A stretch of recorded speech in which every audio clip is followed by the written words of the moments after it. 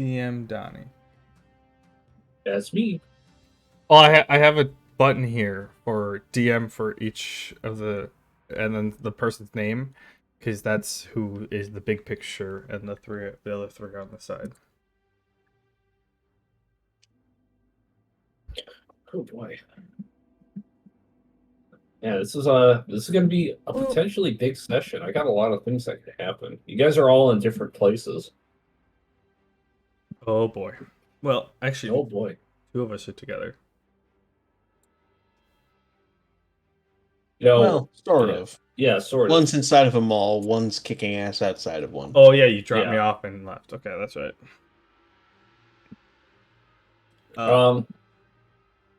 I can recap whenever. You have something to do beforehand. Introductions. Oh right. But I'm recording. Are you all recording? Are we good on Twitch? Yep. I believe so. Check in the voices in your head. Yeah, we're good. Alright, I'm gonna start eating my Jimmy John's. Ooh, yummy. I was lazy and told... I'm like, hey babe, can you pick this up on the way home? I didn't cook today. And we have D&D at some point tonight. No. Yep. Alrighty, without further ado, welcome viewers to AED&D, where we all DM, and currently I am the one DMing. My campaign is Powerless, where our players are superheroes. With us tonight are Kipnergus Howdy. playing as Sledgehammer Disco, Man Bear What's up? playing as Frequency, and Bork Hi. playing as Sparkstorm, and me, the DM, Donnie Danger. And to reel you guys into what happened last time on Powerless, let me recap. Frigid All right. waters, man. What's that? Frigid Wires? You want an icebreaker? Mm-hmm. Right? You want to tell the audience all the pictures I sent you of my Valheim build? It's pretty big. Your what build? Valheim. Oh yeah, you started playing that game, didn't you? There's a story, and there's a lot of fighting, but there's also a sandbox aspect. And he's fallen head first and 2 feet forward. Yeah, we're building on the Yagluth. It's just like this giant rock structure that looks kind of like fingers poking out of the dirt. It's big. It's really big. The way building works is you need structures to be grounded that dictates how high you can build. But since the fingers are grounded, you can build at the top of the fingers or anywhere on it as long as the structure is attached to it. Which means you can achieve some insane build height if you use the Yagluth fingers as a base. It's a bit risky because it's also a boss summon site. So we covered up the summon spot so we wouldn't accidentally place anything there and summon it and destroy the entire base. Basically, how the building works is like you can take a beam, and if you stick it in the side of a cliff or stick it on the ground, depending on the type of beam, like the normal wood logs, you can go build like 10 before it like is unstable and will break apart. Or in the next one up, it's like 15, 20, or whatever. So by raising the level of earth, you can build higher up. And you can build below it because they're tendrils that come out of it. Yeah.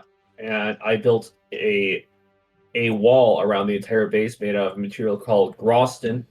And I went through several... it's got to at least be like more than 500 stacks of the material. There's like about 5,000 units of Groston at the very least to build this wall. It's so big. So yeah, I was gonna send you the picture of the sundial I made, and so I messaged the guy who operates the server if he could boot it up and like update it. And then he's like, yeah, my roommate took one of the cables, so I'm gonna have to. I can't turn it on tonight.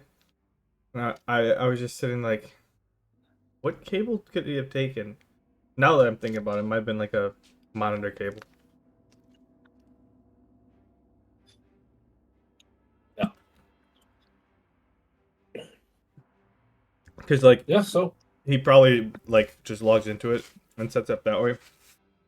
When I have all my servers like set up for SSH, so I don't have to leave my butt go do something on a different computer.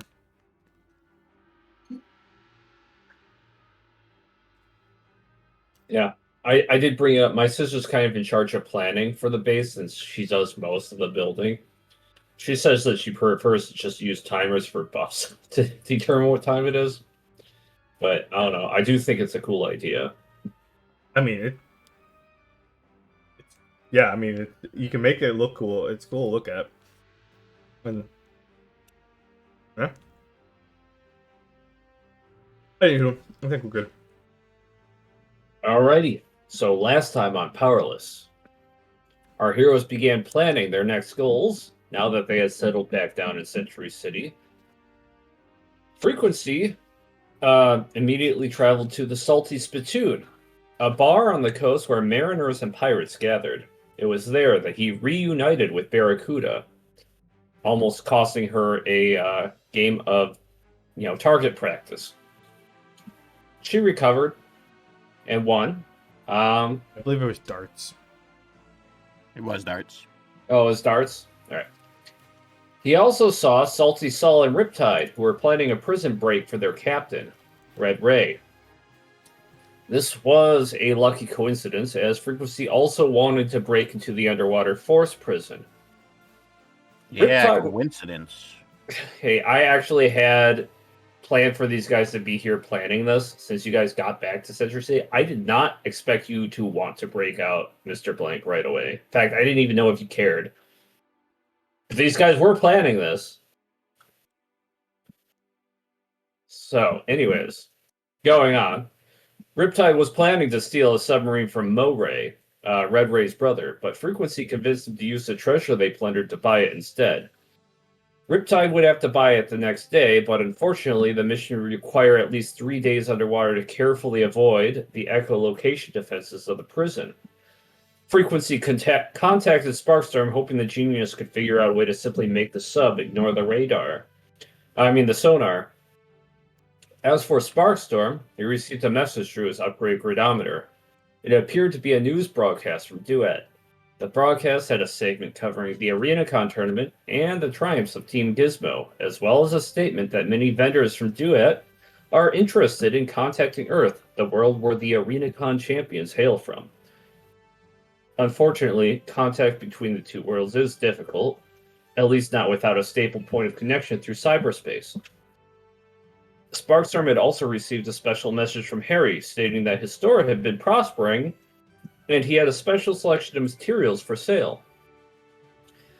Sparkstorm decided he would try to check the city mall for a shop that would be able to provide a connection. He was also looking for a good place to store his mech on the side. And looked for several options, one in the trailer park, one in an education oriented part of the city, and I think one on the coast. The docks, yeah. Yeah, he had not come to a decision, but he did a little bit of research. As for Sledge, he visited the trailer park where he figured he might find Gunshow. He was immediately drawn to a trailer that looked more like an armored battle station. When he knocked, he was greeted by Gunshow and Bob. Much to Sledge's disappointment, he learned that Gunshow was trying to rope Bob into a bank heist. Sledge tried to convince Gunshow to join him in an assault on Colonel Carnage's base, but Gunshow refused to go without more firepower. To remedy that problem, Sledge decided to get Bob patched up while Gunshow takes some time to upgrade his gun. While staying at the trailer, Sledge tuned into Century City News to see if there was an update on the Brightsville takeover. But the station was still playing propaganda from Colonel Carnage. The Colonel stated that Force was a corrupt organization that viewed heroes and villains alike as threats, and that anybody with powers was a superior being that would find a welcoming home with Fang. The Colonel's words struck a tone with Gunshow, who believed the Colonel had a point. Why would heroes and villains fight after all? He had been getting along well enough with Sledge. Sledge reminded Gunshow that the Colonel was clearly insane and that nobody in Fang could live peacefully when their entire goal seems to be world conquest. Or something along those lines. I can't remember what you told him. That sounds about right.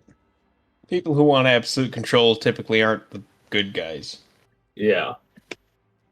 Later, Sledge brought Bob over to Sparkstorm with Gunshow in tow. Sparkstorm took some time to check on the Metaman. It became clear that Bob's body is more complex than he initially thought. The Apophis virus had nearly melted most of Bob's insides, but many of the damaged portions were linked to code that restricted output. The unusual conditions of his infection meant that the virus takeover was delayed long enough for the corrosion to melt away the limiters without fully infecting him. That would explain why Bob was so strong just before he was cured. Unfortunately, he was now in terrible shape, and Sparkstorm needed the debug enchantment to wipe clean the code in Bob and patch him up. He figured Harry might be able to help him out with that, once he gets a connection to cyberspace. Together, Sledge, Sparkstorm, Gunshow, and Bob all made their way to the Century Mall, but were soon sidetracked on their way when a distress call came from police radio in Sledgehammer's car. There was some villain activity very nearby. Sledge decided to investigate. I believe you were taking Gunshow and Bob with you? Yeah. He dropped me off at the mall and then he went to go take care of it. Right. Sparkstorm went into the mall alone. And I believe that's where we left off. I don't think Frequency did anything really significant outside of what I covered, right? I feel like I'm missing something. Freak. Hey, Freak. Dan Bear, What? did you do anything else that I didn't cover?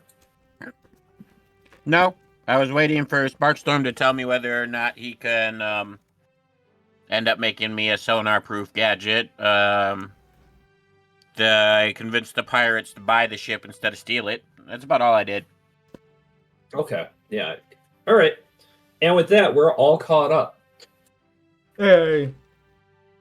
Yay. All right. For the record, Uh, I just want to. I'm not saying I'm going first, but I just want to say that like I'm not in my superhero getup. I'm in just civilian clothes because it's like there's enough people around. I don't need to distract, and I'm also not registered on the list. right. That makes sense. But All right. And with that, I'm going to drag you guys to a map that will have both Sledgehammer's situation and the mall inside of it, just so we're not switching maps constantly, or at least not me. Give me a second to find it. There we go.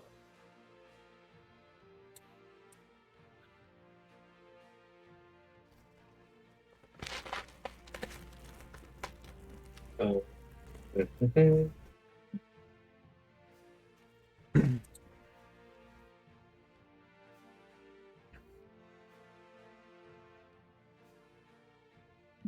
Fog of War. Got to get rid of some of that.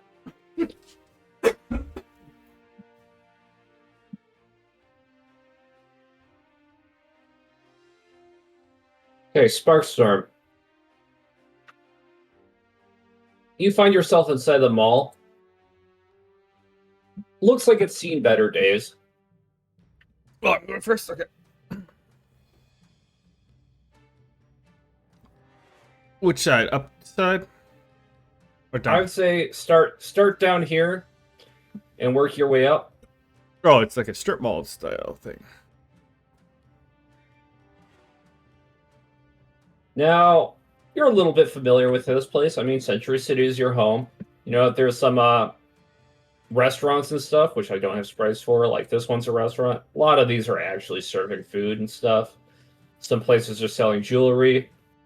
Don't have sprites for a lot of those shops, but you do know of an arcade cabinet over here, and 2 electronics stores. One down here doesn't really see a lot of business, and one all the way up here. There's also, yeah. Go ahead. Actually, I think that's all I want to cover.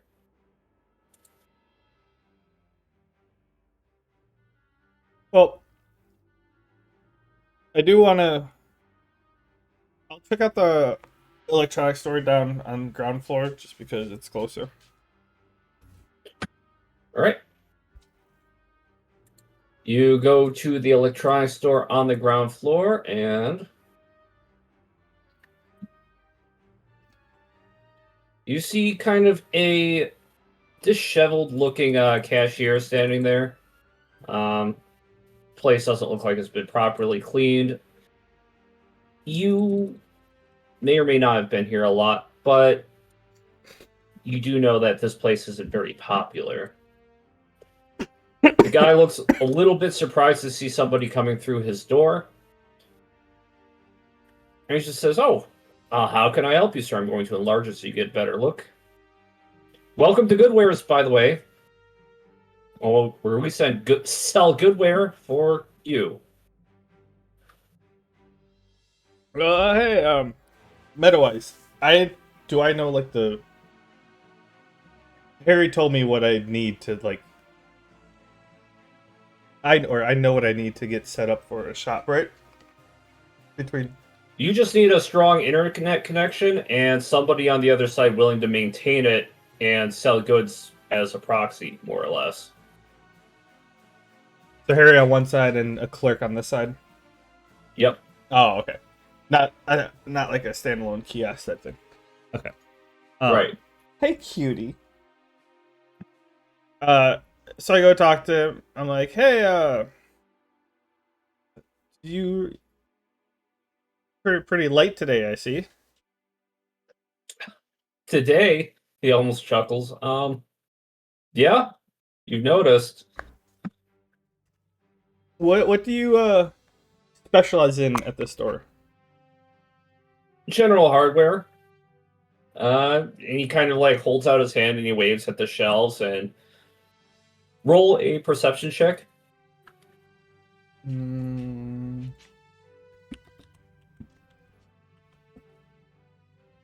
23. You see well enough that there's not a strong sense of organization here. A lot of this looks like used or refurbished appliances, toasters, microwaves. Nothing too advanced. There is the occasional doodad here and there that you're not sure what it does. And some broken down computers on the shelves.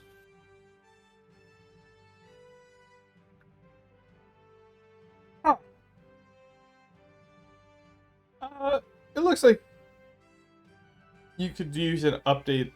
It's more of an updated stock here to really get some people to come through the door. Yeah, I take what people sell me, but I can't afford the best, as you can see. And I try to patch it up as best I can and, well, resell it.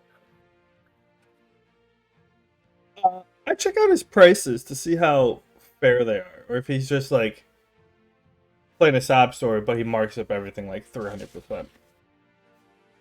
Okay, you can see that his prices are not crazy. He's selling like some more advanced stuff, like things with internal components, things that he fixed up for $5 a piece, microwaves, toasters, and then just smaller items like tools and stuff, used ones, chips, dents, like $1 each. So it seems like he's a pretty honest guy so far. Does seem that way. How often are you open? Until the mall closes. But He kind of like looks over to the side, and you see that there's a cot in the corner of the store. Technically, always here. Okay. I'm looking to set something up, but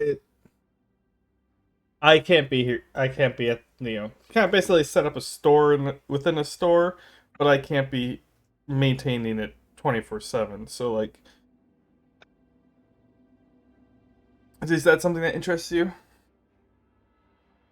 I need you to explain a bit more than that. Like, Not quite sure what you mean. basically like a kiosk in the corner to add to your wares. You you can take a little.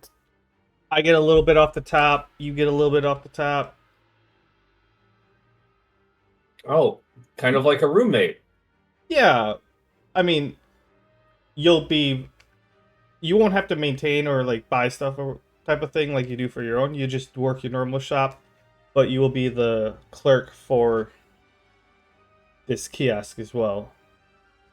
So like whatever you sell of that, you get a profit from, and we just work together that way. Well, But roll persuasion. you won't have to buy and fix up stuff from other people for this kiosk. You basically just sell it. Persuasion? Oh God. Coercion?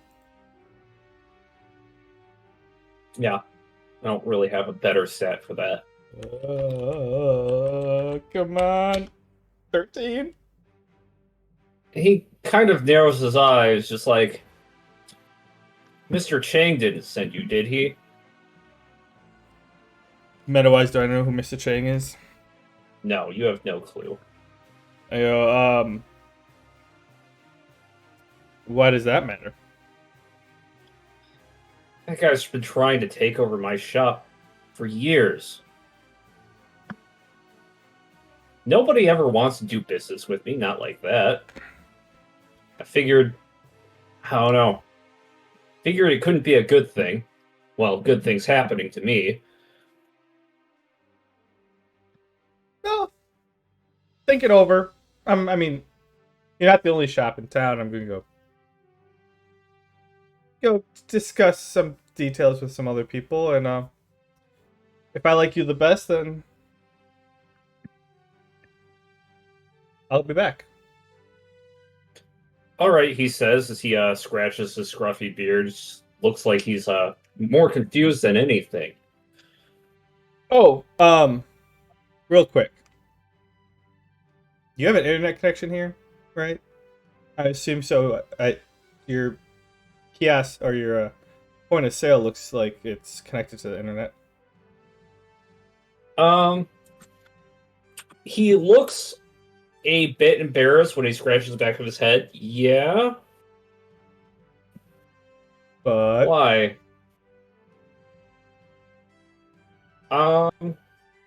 It's not exactly mine.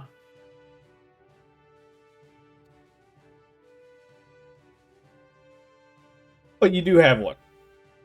Yes. And you have the capabilities of setting one up. I have contacted one that exists. He seems a bit evasive. We can discuss that if I choose you. Or if we end up going further on this. By the way, my name is Chad. Oh, well, good to meet you, Chad. I'm Bill. I'll be back, Bill. Plus, I like your gadgets. I might have to pick up a few. Well, that I can wrap my head around. And then I'm I glad leave. to do business with you. All right.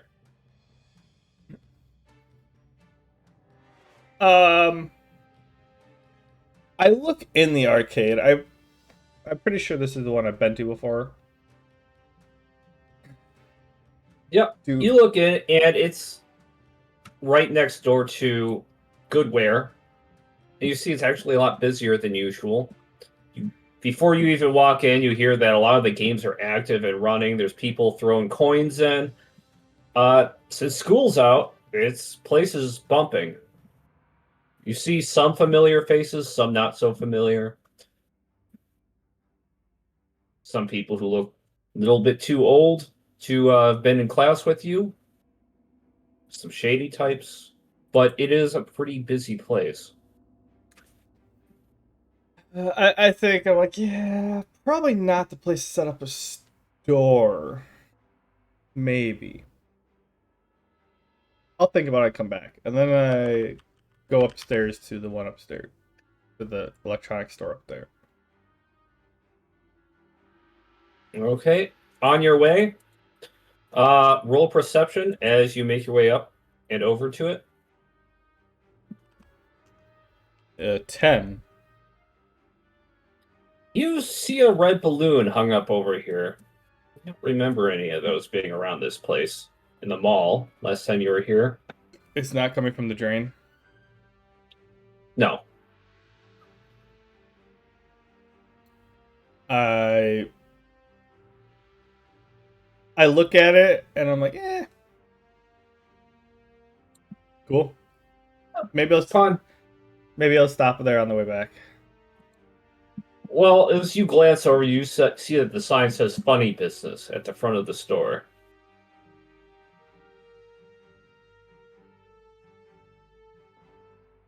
It piques my curiosity, but I do decide to keep going to the electronics place, and then All right. swing by on the way back. You make your way over here. Yes, I walk in. And the name of the place is... Da-da-da.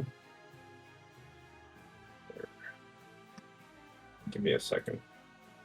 Let's see what I wrote down. Super Circuits.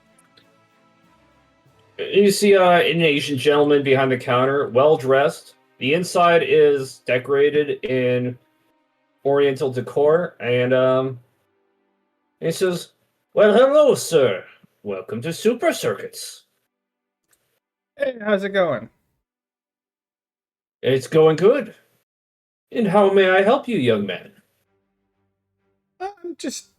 I'm checking out the kind of a gadget stores in town. See what they have to offer. I have many good wares. And roll perception as you look around. And he's waving at certain shelves. 13. You may notice a few things. It looks like he's got some advanced stuff. Some of the items do have drapes over them, like they're concealed without much effort. And yeah, I mean, it looks like the same stuff as good wares, except, in good condition. Just a little better condition. Yep. Well, thank you. Yeah, I'll take a look around, and then I go back look around to see to compare the prices between this place and the other place. Okay, you take a look around. You notice that the prices are about 5 times as much as Goodware, although the inventory is in much better stock. And yeah, it's in better condition too. And I'm just sitting there, just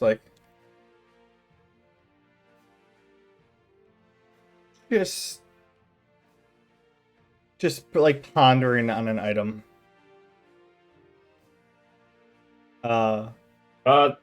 Cashier looks at you. "Do you need help, sir?" Yeah. Do you have any watches, fancy watches, like calculator watches, except a little bit fancy, smarter? He kind of smiles a little bit and just says, "You would like a look at the special selection?" Maybe. Very well. And he pulls up in something behind the cash register. And you see that there's some gadgets that look pretty advanced. In fact, roll perception. 15. Some of them do look like they came from Duet. Oh. That one looks fantastic. And I point to one that looks like it came from Duet. I'm like, I haven't seen that around town recently. Where'd you get that? Special supplier. Trade secret. And he pulls it out so you get a closer look, and it looks like the hand of a metaman.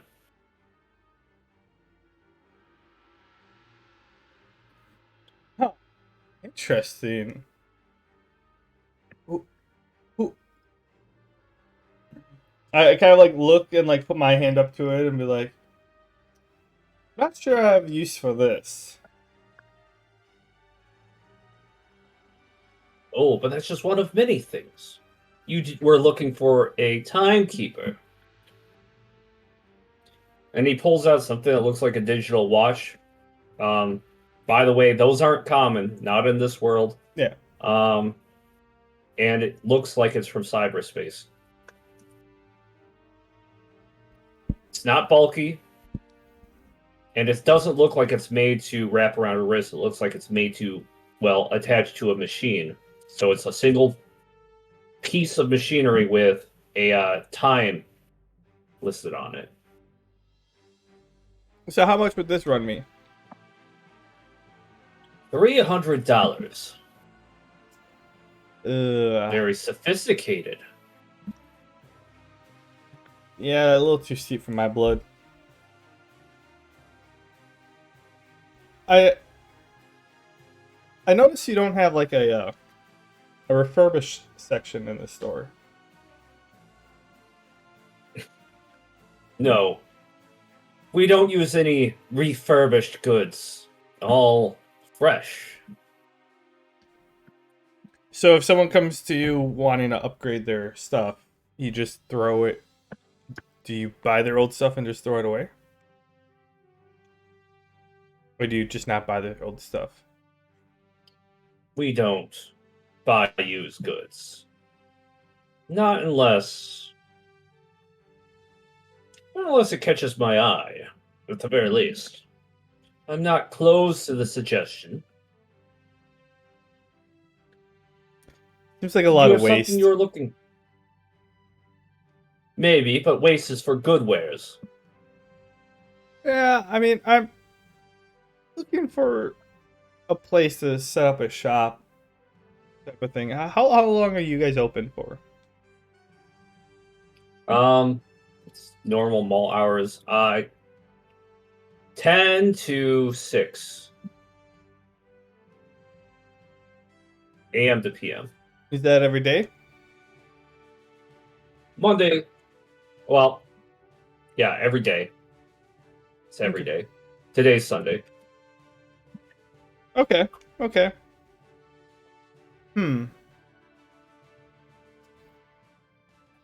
Kind of was hoping for something a little more. Again, I am an open-minded fellow. What did you have in mind? Perhaps I could change some policies if you have an enticing enough offer. I mean, I'm just kind of looking to set up a shop within your shop type of thing. I'm trying to open a channel to bring in some business from my friend who's pretty far away. But I'm not able to be here 24/7 to work it, so I was gonna, pay you off the top of the profits. Basically, by commission. He squints his eyes and he says, I had him roll just a check. And he seems to more or less put two and two together by pretty far away in connection. Take it you mean somewhere that's not quite here. Yeah, that's what I said. Pretty far away. Like importing stuff, you know. You know how that works. It wouldn't have to be a place called Duet, would it?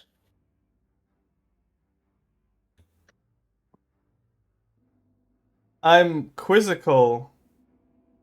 I have a quizzical look when he says that.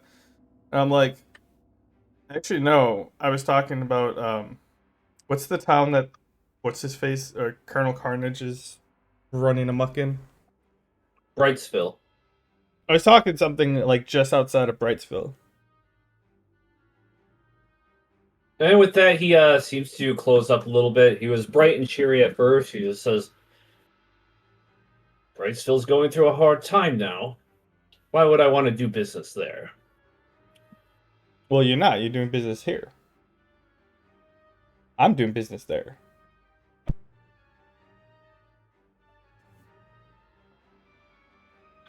Very well. I was merely making polite conversation. I'm not terribly concerned about the specifics of what it is you're doing. But if you wanted access to my internet connection, that will be 500 a month. I can provide a kiosk free of charge. All expenses are that 1,500.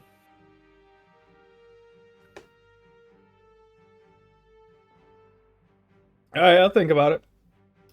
I have other places that I'm currently talking to. I don't know why you're hung up on this internet. Why you bring up this internet connection?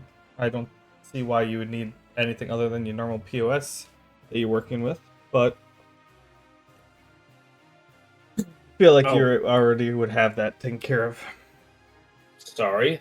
I imagine I may have jumped to a conclusion. Don't mind me. A slip of the mouth. Yeah, you know you shouldn't assume things. Just good life lesson there. But I'll be back. Yeah, I enjoyed our conversation. You have some interesting stuff in here. I'll come around for shopping next time. I look forward to our future service, sir. Oh, by the way, I didn't catch your name. Just call me Storm. Ah, Mr. Storm? Mr. Che. Good to meet you. Nice to meet you, Mr. Che. And then I head on out. All right. Now I'm like, okay. Pretty sure I know which one of those two I'm gonna pick. What the hell is up with this freaking balloon? And Do you investigate the store? I want to go up to the window and see what's going on there. The store looks closed. You look at the windows. It seems that the shutters inside are drawn.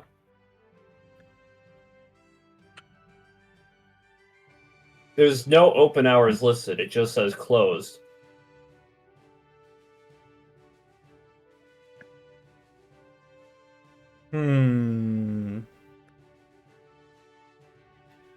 This gives me an idea.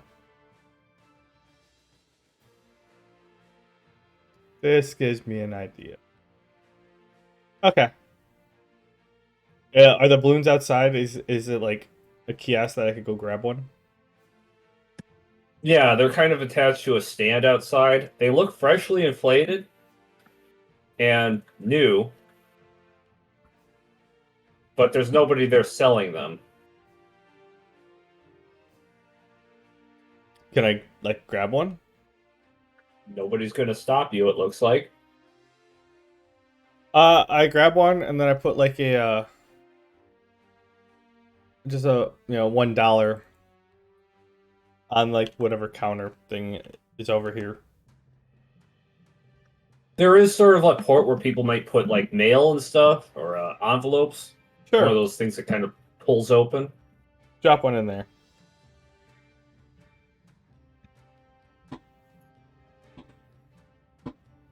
All right. Sorry, someone's backfiring their car. Did you hear that, Susie? Okay. I grab a balloon and I head down to the other shop. All right. You're going to Goodwares Yeah, or Goodwares. the arcade? Okay. You go back to Goodwares, and the guy kind of looks at you. He's not startled this time. He's kind of standing ready for customers. I do want to tie my balloon outside. I don't want to bring it. So I just kind of tie it to like the bike rack or something.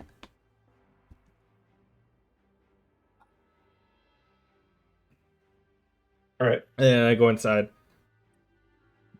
So, Bill, did you think of my proposal? Yeah. I thought it over. How's $50 sound? $50 for the whole month.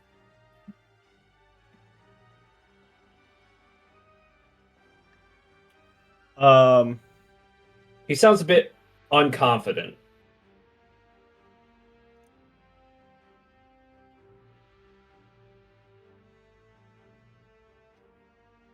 You know, I do have to ask some people some questions. I was more thinking of a commission-based system. Commission-based? Oh. So as you do business, I get a cut. Yeah. Yeah, like I give you 10% off the top type of thing, and so like it only benefits you. I don't want to shorthand you, and $50 a month, and I sell like $5,000 worth of goods. I feel like I'm shorthanding you there. He kind of smiles like this is the best thing that's ever happened to him. 10% sounds awesome. I'm not locked in on the 10%. I need to talk to some people, but I'm pretty sure we can make that work. Oh, by the way, the internet might be a bit choppy, but it sounds like a deal that works perfectly. Well, that's the first thing we'll have to settle.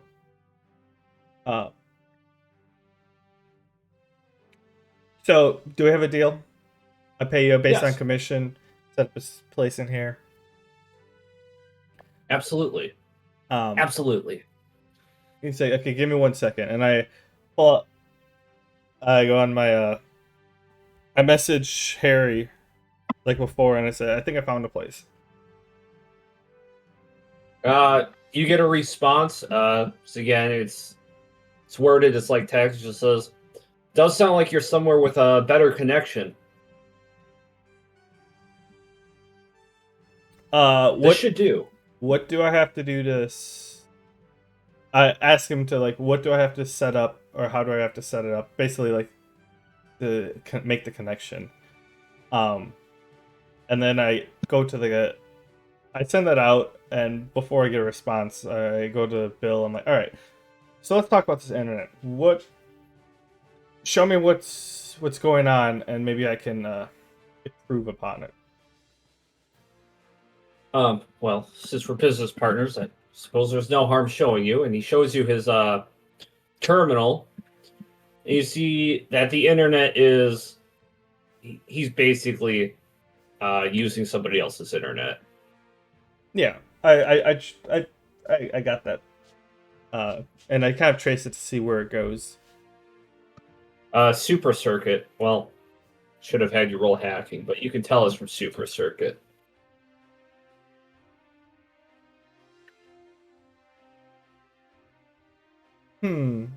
Well, we'll see how this starts, and you may need to get someone down here to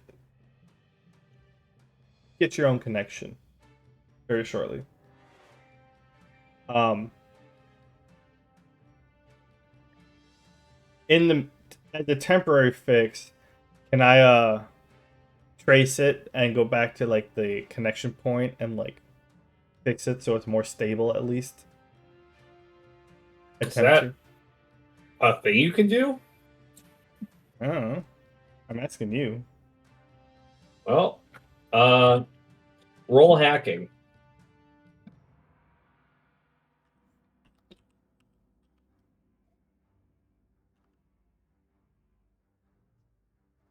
Oh, almost shortchanged me. 26. You seem to have found a way to streamline the connection a bit, clean out the pipes, get rid of the grit. Don't really know how internet works, I'll be honest, but you make it a bit better. Yeah, I'm not saying like I don't need it a lot faster, just more stable. Um, okay, well, this should do in the meantime. After the first couple sales, we'll see how things go, and probably will need your own connection here. And then I check out to see where what Harry has responded with. Harry mostly just says you need to set up a terminal with connection to the internet. It needs to have video and sound output and intake. After that, it just needs a way to deposit currency. That's it. And how does it receive the items? There is one bit of encrypted data that he gives you. It seems to be a recipe. Digify, one way. Very low level recipe. You imbue an object with it, it can send things to a specific point in cyberspace. Small objects. And I could basically cast that to do the opposite, so that things that are digital can become solid here. Right, that will create a point of transaction. Okay. I go, all right. Well, I'm like, give me just 2 seconds. I message Sledgehammer, be like, hey, I found a spot. I'll be a minute. Have to do some reconstruction.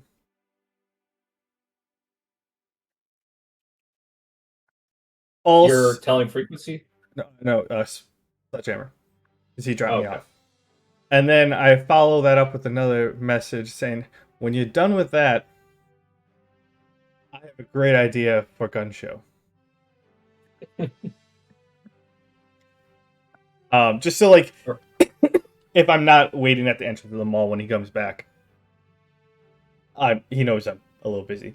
And then after that, I work with Bill, and I'm like, all right, here's what we need to do, and I make a game plan with him. I assume he has like the counter. Yep. He's got the space for you. And I imagine like since he's doing all this, like he's gonna like, because I'm paying him commission, gonna set up like he's gonna have like 2 different point of sales, one for his stuff, one for that one. And Yep. I like start to scavenge stuff from his place. And I'm like, don't worry, I'll pay for all this once we get this up and going. And then I do my own engineering hacking stuff to make it a lot to connect it, do and whatever, and then do all this while you can switch to someone else. Okay, yeah.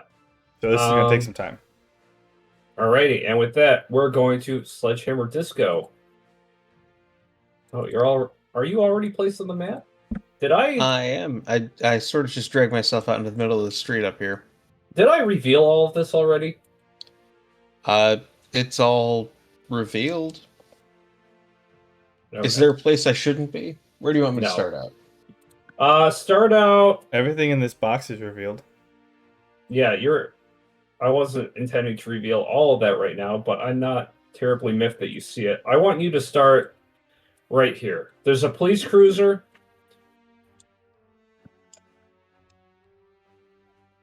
You see a police officer here. You see some force agents. Well, Before you I'm get there, did you bring Gun Show with you, and is he coming out to do this with you?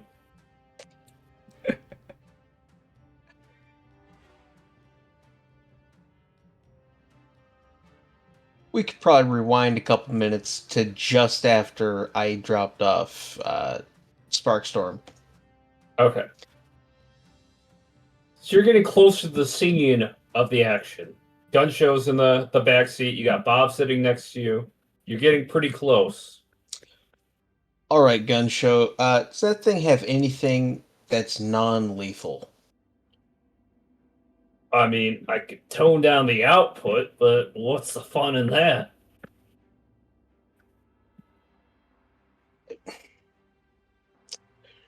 Remember when you broke out of prison? Yeah. It's because that wasn't the place you wanted to be. Right. Now imagine that there was some sort of super prison that you couldn't break out of. Well, I definitely wouldn't want to be there. Right? So if we go around killing people, that's where you would end up. Oh. Yeah. Oh, I see where you're getting at. Okay, yeah, I'll tone it down. Yeah, I mean, once we get up to Brightsville, absolutely go all out. That's going to be a heck of a time. But right now, here, we have to be careful not to kill people. Right. Yeah. Don't want to go to super jail. Oh man, I haven't seen Super Jail in so long. Oh shit, I gotta look that one up.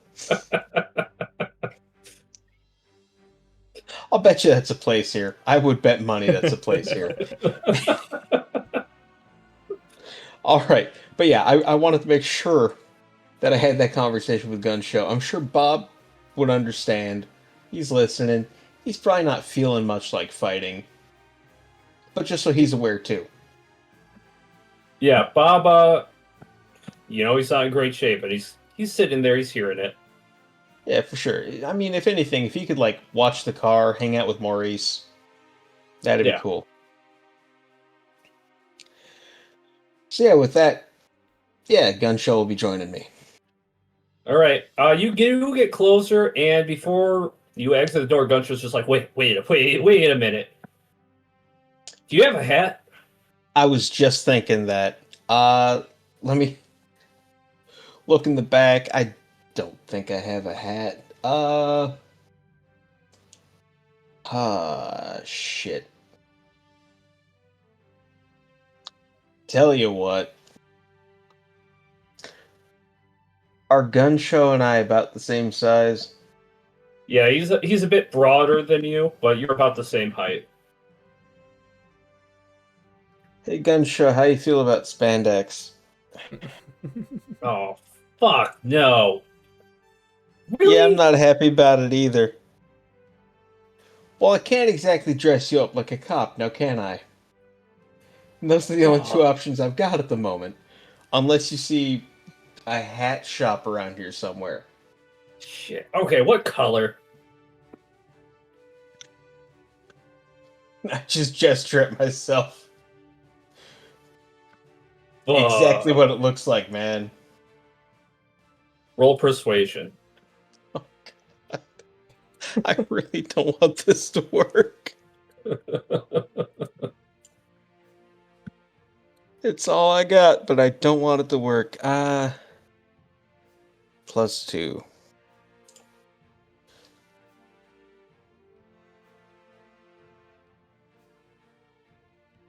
Six. Hell no. Yeah, about that hat store. Let's just drive around the block, see if we can find a spot. Okay.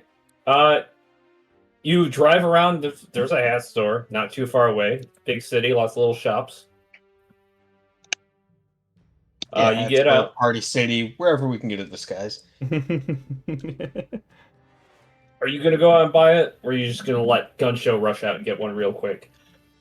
I'm gonna take care of the interactions with human beings. Right. Yeah, I'm gonna go buy it. You see a little novelty shop. Oh, do they also have the like the sunglasses with the nose and the fake mustache? Yep. That's the closest thing to Perfect. you. One of those and a bowler hat, we are good to go. No one will know the difference. Excellent. You get back to the car in a bit of a hurry because there's something going down. Throw that at Gun Show. He looks at it. You hear him fucking just huff like, God damn it. He, Hey man, you know you can't rock this swagger. Put on the hat. We've got some people to subdue. all right, he puts it on, and then you run up on the scene of the crime. All right, Gun Show comes out with you. Oh Right, shit, so we gotta come up with a name for you. What's your alias? Big Iron, Big Iron. Let's do that. All right, that works. All right, and can you see everything? Yep. All right, you get up and you see that there's a police barricade right here, police cruiser right here, some forest agents, and roll perception because you just got here, but there's some things that might stand out to you. That is a 6 perception. Nope, you're very focused on the bad guys over here and don't notice anything. The forest soldier over here kind of puts out his hand. Whoa! Hold on there, big shot. You too, and he looks at Gun Show. Where do you guys think you're going? Well, there's a ruckus over there. We were hoping we could, while we're in town, sort of pacify the whole area. He takes a Kick better some look at ass you. and chew some gum, and I'm all out of gum. He takes a better look at you. Oh, not bad. You're a pro hero, I see. Sledgehammer Disco, right? Yeah. See, my reputation precedes me. Well, go on, go get him, Slugger. I'm training a newbie here by the name of Big Iron. He looks at Gun Show. Are you kidding me? Well, he's a little rough around the edges, but you should see what he can do. Okay, he tries not to chuckle as he looks at the nose, mustache, eyeglass combo with the bowler hat.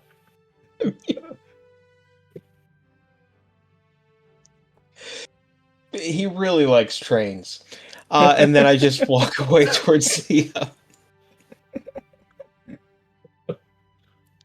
towards all the violence. All right. And without further ado, roll initiative and perception.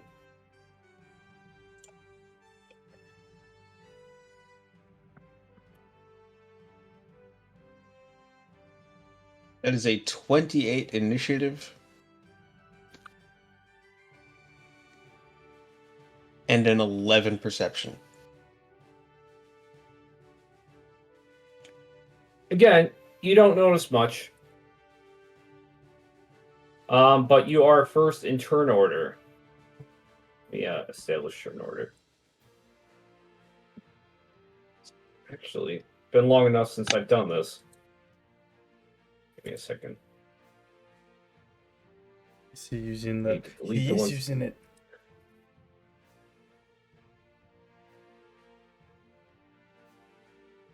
Yeah, I like this feature.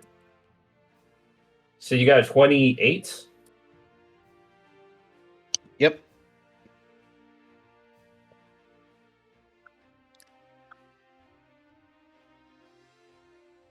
Recently, I've been thinking, or I've been quoting the Inglorious Bastards. You like that deal? I like that deal. I'd take that deal. That's a damn good deal. And I'm just like, I have to watch it. I've been like quoting that for like the last 2 weeks. I'm like, I have to watch that. Yeah, everything from Tarantino feels... It just feels like you can watch it whenever. It's good. It's timeless shit. Right. And the bad guys are 19. It doesn't seem as if Force or the police are getting involved in this, so they're not part of initiative currently. All right, go first. So, I see 3 people here. What exactly are they doing? Yeah, you didn't exactly stop for intel, and your perception was really low. You don't know what's going on. This guy right here seems to be fighting these two over here. So he's just picking out who's good and whose side he's on the fly. Yep.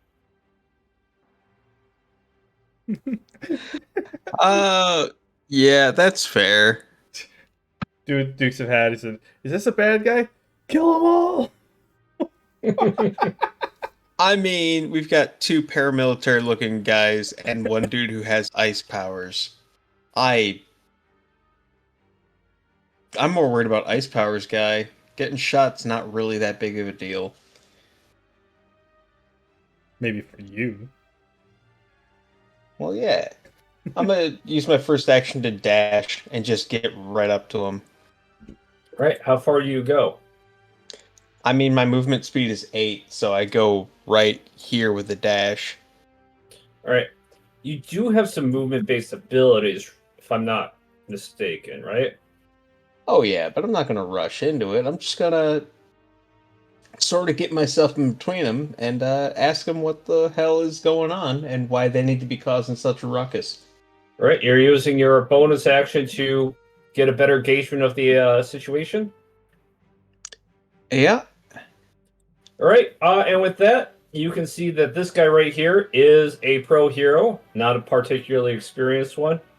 And he says, "Sledge, huh, thank God you're here. These guys are a lot tougher than I thought." And you recognize that he's Hale. He's got ice powers, uses it to coat his body in armor. He's got an ice mace and an ice shield. But he's very inexperienced. You don't know anything about these guys here, though. I mean, judging from the paramilitary shtick, they've got to have something to do with, was it Corporal Carnage? Colonel Carnage, yeah. Colonel Carnage? Just based on that, I don't like their vibe. I'm going to swing at him. All right. Roll hit and damage. What would that be? That was the... Yeah, wide swing.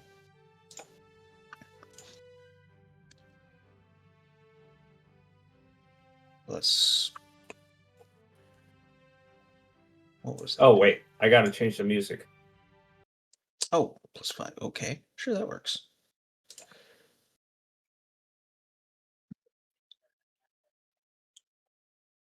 I'm assuming that hits.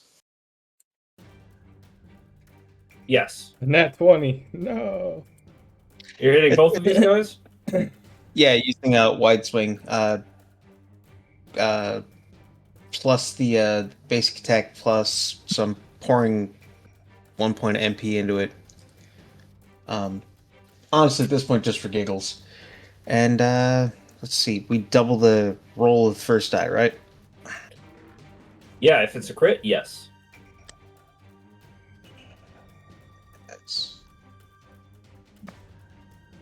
So that's 15 points of damage to both of these guys. And that's in one hit?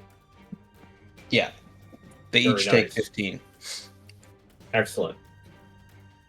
All right. They both get hit. The one that looks like he's running really fast seems to stagger a lot harder. The big blue one, he kind of spits out some blood and smirks at you. Oh, this is gonna be fun. Okay. Sure. Yeah, I say that out loud. And with that, gun show is up. Oh, yeah. Let you see his character sheet real quick. Counter guide. I'm going to expect you to control him. Go to encounter guide. He's got the gun warrior stats at 778. All right. ignore the armor mode stuff. All of his abilities are between 789 and 780.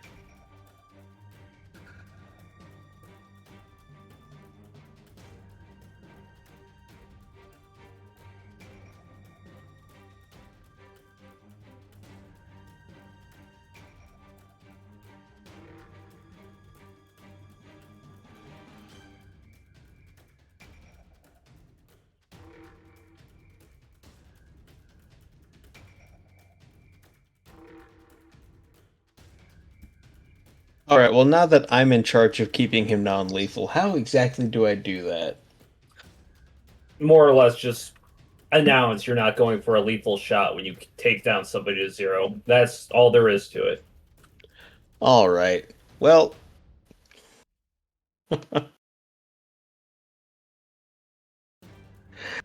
let's see. And his movement is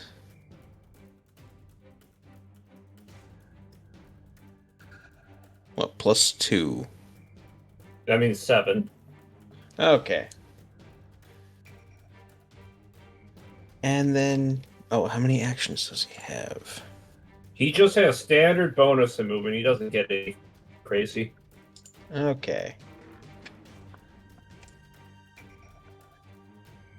So let's see. Oh, I'm unable to control him. Oh, let me change that.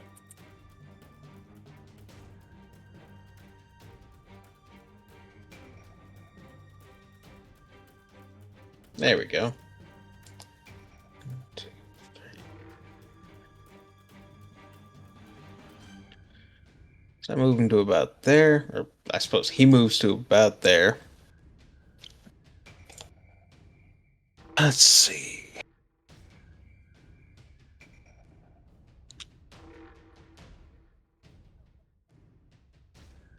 So much that is busted. Oh my god. Got some good skills. Yeah, I think the only thing that makes sense here. A sniper. Why not? That's a +8 to hit? Yeah. Okay. I don't like that you rolled a nat 20. It's actually, I forgot to add somebody to turn order. Okay. I'm like, what the hell's happening? That is a 21 to hit a big guy in the kneecap. Oh, that would hit. And you're going for a specific target, weak spot, or at least specific he's- spot. Trying to be non-lethal. Kneecap specifically. All right. 1d12 How much plus damage? 4.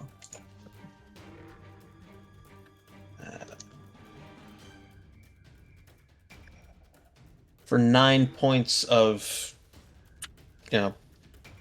not so fast damage. All right. He takes some damage. You see him get shot in the knee. You kind of see the bullet kind of ricochet off of the knee. There is a bit of a blood spat, and it digs to the dirt next to the big blue guy. His bones are hard enough for bullets to just bounce off of, it seems. That's fine. Just have to shoot him harder. He does wince when that happens. Man, it's nice fighting enemies that bleed for a change.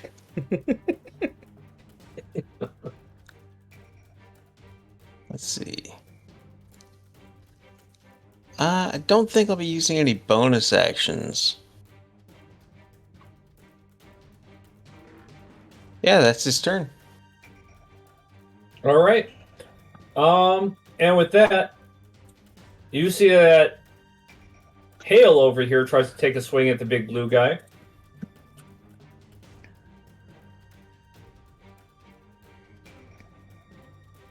Got it. Look at the dodge ratings. Yep, it hits. And he deals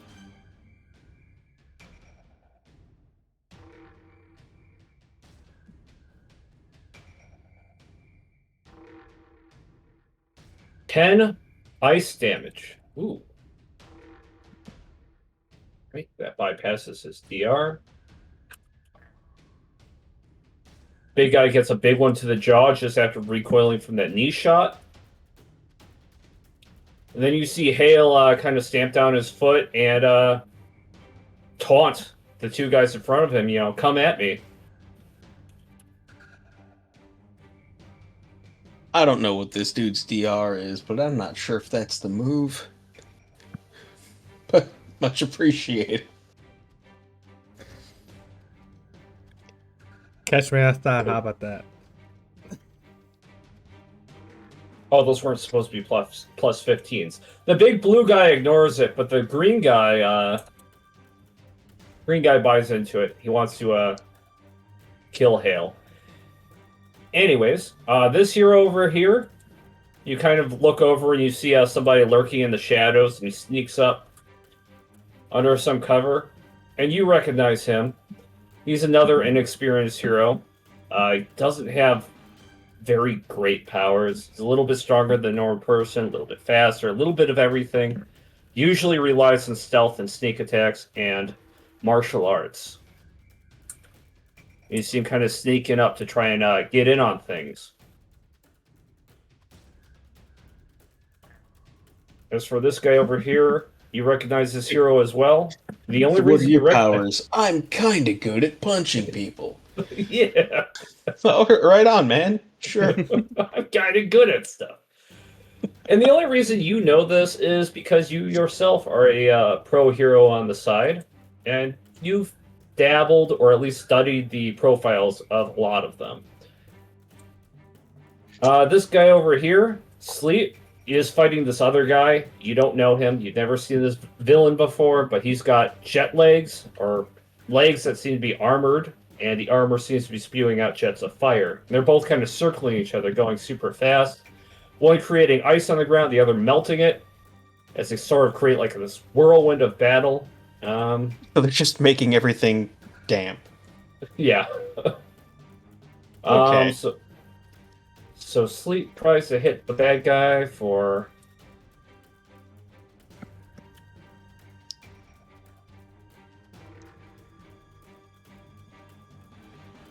Hits.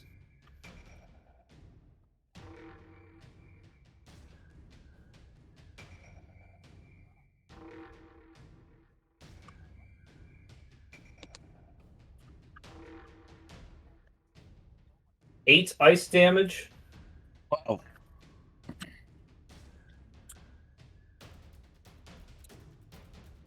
But the fire guy seems to resist a lot of it, melting most of the ice before it even gets on him, turning to water and evaporating. Gonna have to be faster than that, or slicker, he says, thinking he's pretty clever. And that's it for the force agents seem to be hanging back, as well as the cops.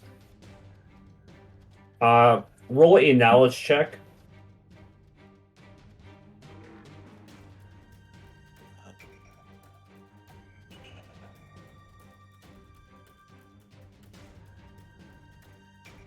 All right.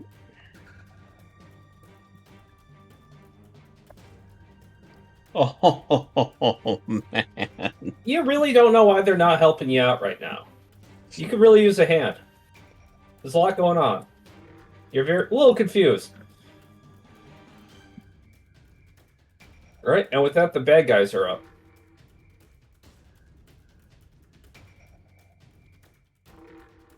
Okay. You see that this guy over here is transporting money from what looks like a downed armored car. And you don't know if it's money, but he's transporting materials and equipment, and he's kind of just moving them over. Pick one up, move it. Pick one up, move it. He spends his turn doing that about 2 times. And this guy over here is kind of overseeing things. He's not moving or doing anything, but he does throw a lob of energy over here at Sleet. So yeah, he is doing things. It's +5.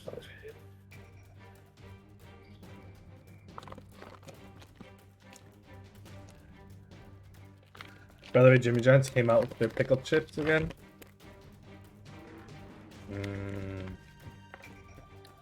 That's good stuff. All right.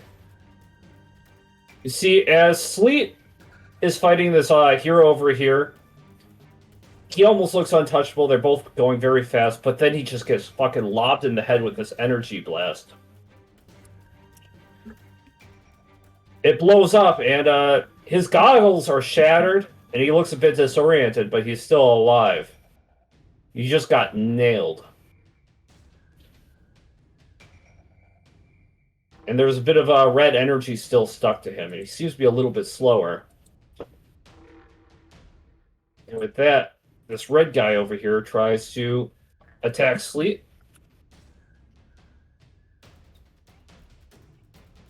Hits him.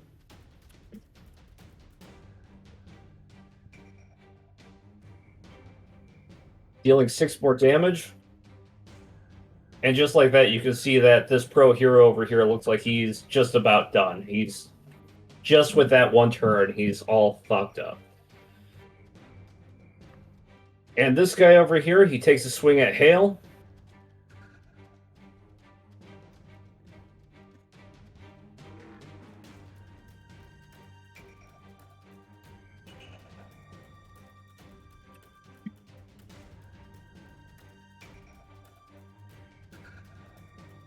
He hits, just barely. It looks like Hale's about to deflect a blow, but narrowly misses as the punch connects. He takes.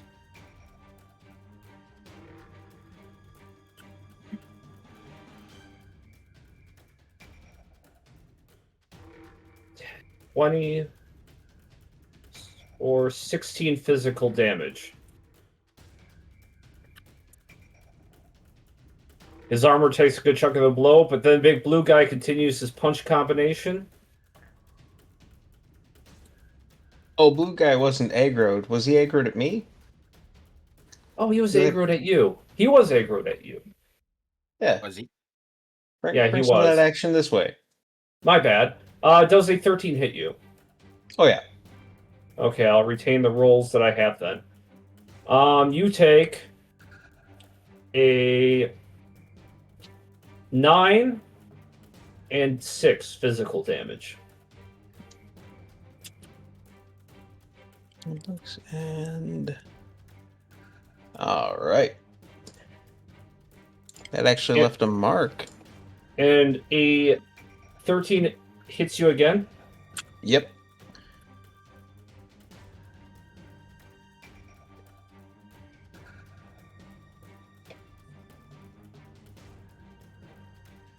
You take 9 physical damage.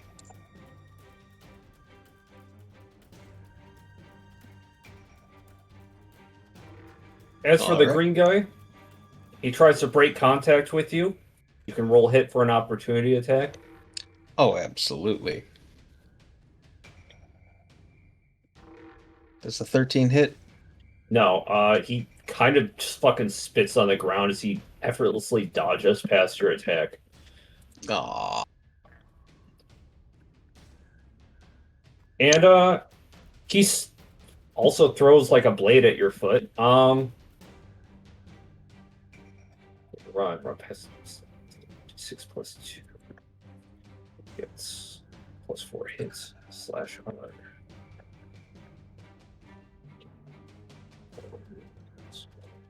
$14 hits.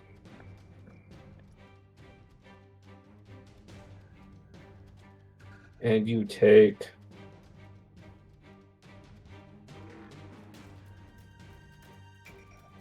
7 physical damage.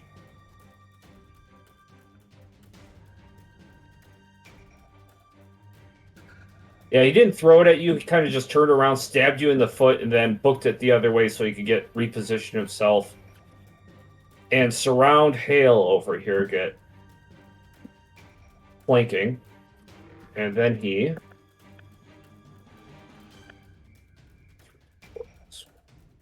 Right.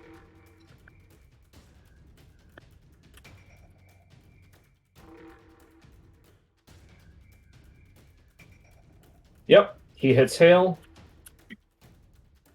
Oh boy. And in a flurry of strikes, he deals 4, 5, 5. So that's 2, 3, 3, 6, 8 damage to hail. The armor, ice armor, does a good job of negating a lot of that.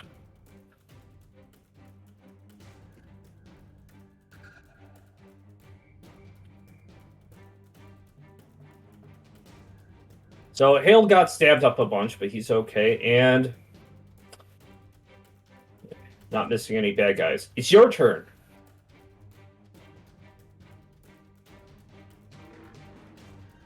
Sledgehammer Disco.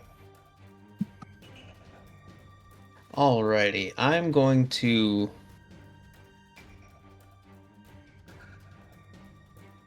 Yeah, that'll work. I'm gonna move here. 2, 3, 4, 5. Yeah. And then wide swing targeting 2 paramilitary guys, swinging just short of Hale, so I don't hit him as well. Right.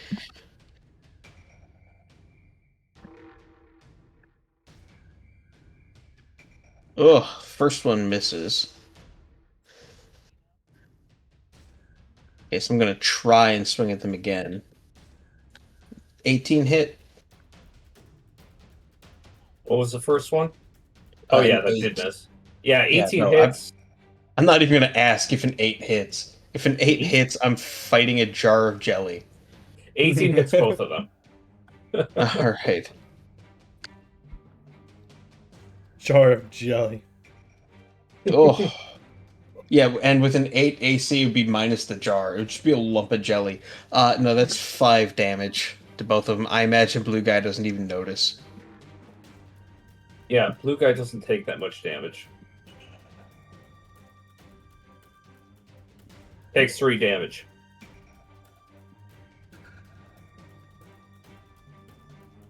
And any other actions? You want to taunt or anything?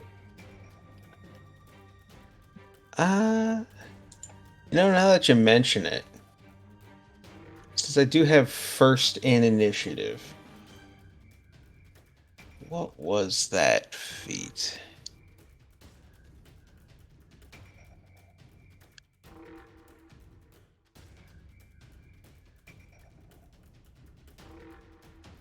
Yeah, dominant presence.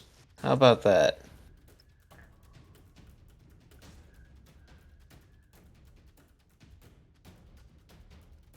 Do you have to roll for that? Just says it's a free taunt skill that affects all enemies. All right. 4, 4, 4. They'll have will saves. Great. If that's all it is. At least one round. Yeah, so let's see. I don't know what they'd have to roll above. Oh, that'd be a power thing, wouldn't it? Well, they're rolling will saves to negate it. So it'd be above a 14, All right. assuming it's a power effect. Yep. Oh, Red that one. handily. Of course, it's that 20. They happen. They happen to the bad guys too. Wish they happened to us more, but you know. Yeah, everybody, all the bad guys seem more, well, concerned with their mission, and they don't really pay you much notice. All right. Well, an attempt was made. Can't hurt a guy for trying. Yeah, no, it was good. It's a good idea. It's good. Would have been really good if it worked. And with that, you are going to make Gunshow do something? Yeah, I'm just trying to pick an angle.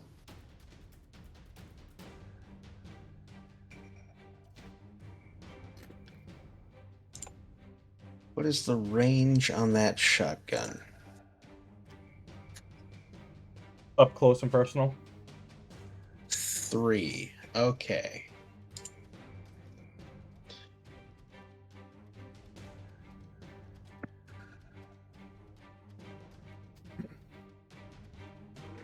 It's like a 3x3 in front of him, but if he shoots it point blank on something, it deals double damage all around, like it were a crit, but also doubling the modifier. Alright. So let me 1, 2, 3, 4, 5, 6, 7. Oh, I don't suppose so. 3x3, basically, this whole. Yeah, it would hit you. It would hit pretty much everybody that you're next to, including Is there a yourself. way he could edge hail out of that? Because I'm not worried about me getting hit, but I wouldn't want him to hit hail. Not if you wanted him to hit both of the bad guys. That's fair. Let me swap to the HM instead. And once again, I'll be targeting blue. +5 to hit. Come on. A 12. Blue, his dodge is 2, so he going equal goes to the attacker, right? I go to Meets the it, roller. beats it. Yep. Gun show hits him. All right. I mean, if he bleeds, we can kill him, right? 2d8 plus 2. I think we killed Anubis faster than you're killing these guys. I To be fair, mean, Anubis wasn't that strong. He's also yeah. trying to be careful. We beat the shit out of a child faster than you killed these super soldiers. Aw, shucks. A child and a giant robot. Yeah, how long did it take for you to chew through that giant robot to get to the Creamy Child Center? That didn't. Let's just pretend I didn't say that. That did sound horrible. 14 damage, moving swiftly along. 14 damage in a single roll? The damage says it's 2d8 plus 2. So that's 2 rolls. Okay. He takes 10 damage. Alright, Big Blue is looking... Well, still seems really ready to go, but you can tell you've done some damage. Alright, Gun Show's turn is over, I assume. Unless you want to try a taunt. It's not in his skill sheet. It's not, and I can't imagine his would be anything better than, fuck you. Yeah, So, it wouldn't be great. Well, compared to Sledgehammer, Sledgehammer's the one that should be taunted. Yeah. Alright, by the way, everybody can taunt. Without established taunt skill, you are only taunting one enemy. The taunt lasts for 1 turn. And that's it. They roll a will save to negate it. You don't get any special modifiers. They're rolling against your speech stat. Anybody can taunt. oh boy, what is Gun Show speech? Not good. I would say he doesn't have one. Yeah, there's nothing rated, and yeah, that doesn't surprise me at all. Say anything he taunts would just have to roll above a 10. Yeah. Well, I mean, hey, fuck you at the blue guy. Does he roll above a 10?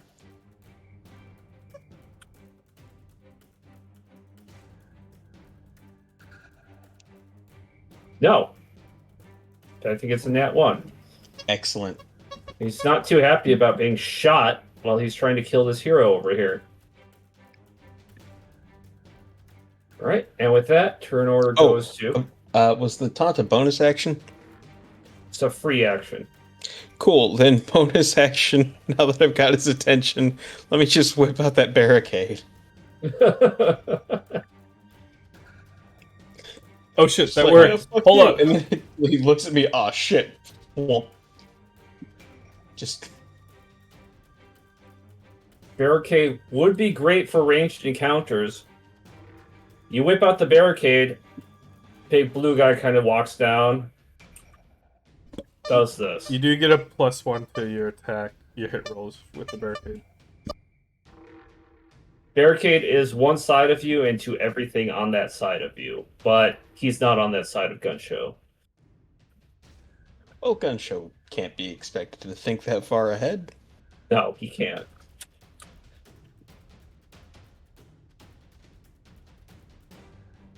And he rolls 23, and yes, I know that hits. He deals 2d4 plus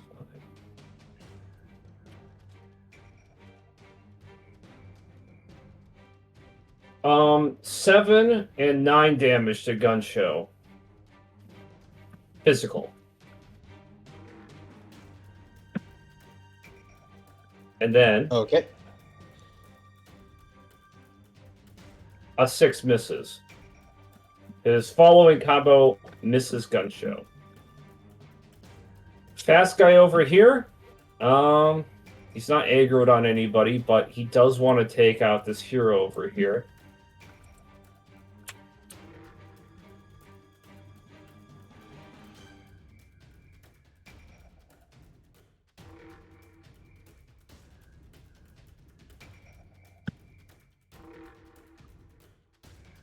Ooh, he misses. Bonus actions. Yep.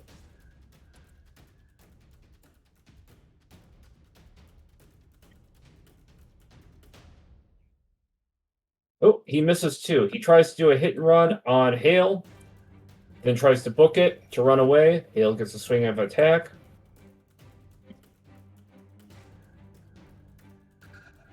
Ooh, actually managed to strike him. Didn't think he would. Plus 5.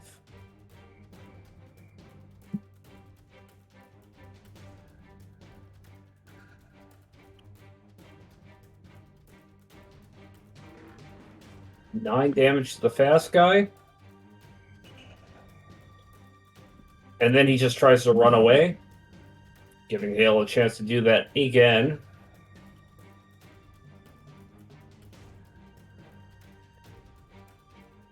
He misses. You get a chance of an attack of opportunity because it does not appear as if he wants to keep fighting you guys. Sledge. All right. I'm assuming 16 hits. Yeah.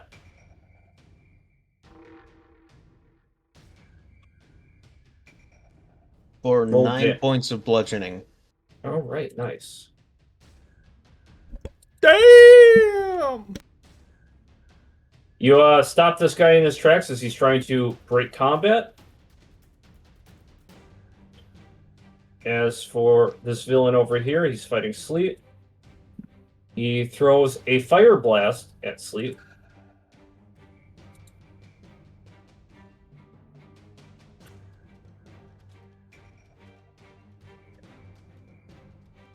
Missing him. And this red guy over here lobs an energy orb at Sleet.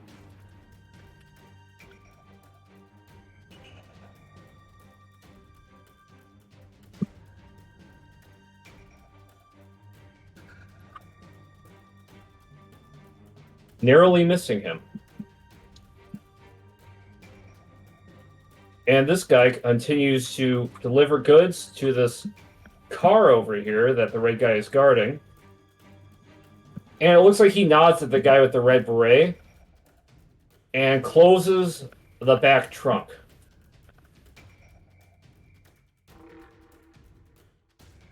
As for the heroes,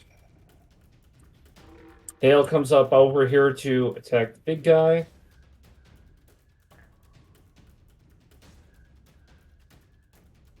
Hits him. 13 ice damage. Very nice. Smacks big guy as he's trying to get gun show. Hale is trying to... Well, he's not trying to break contact right yet. He tries to attack this guy, the red guy. Hits him.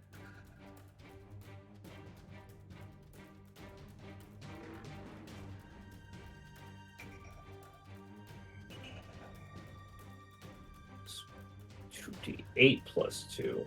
Right. It's a good thing I checked. 2d8, 4 plus 2.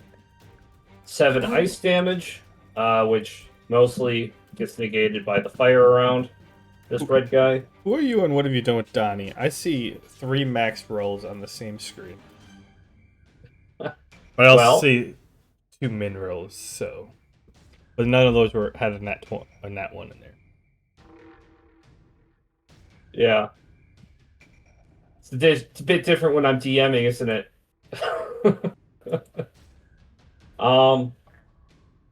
But gosh darn. Oh right, blind spot over here.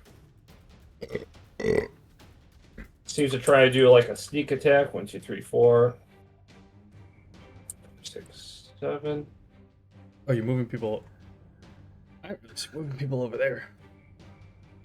Yeah, blind spot's kind of sneaking into the bushes over here. They haven't noticed him yet. He can't quite get all the way over there. It's a full-on sprint, a sneaky sprint. But I'm going to have to roll to notice him. He's kind of good at sneaking. Also, if I'm not mistaken, you've used this map before, haven't you? I have. All right. And with that, Sledge, roll perception.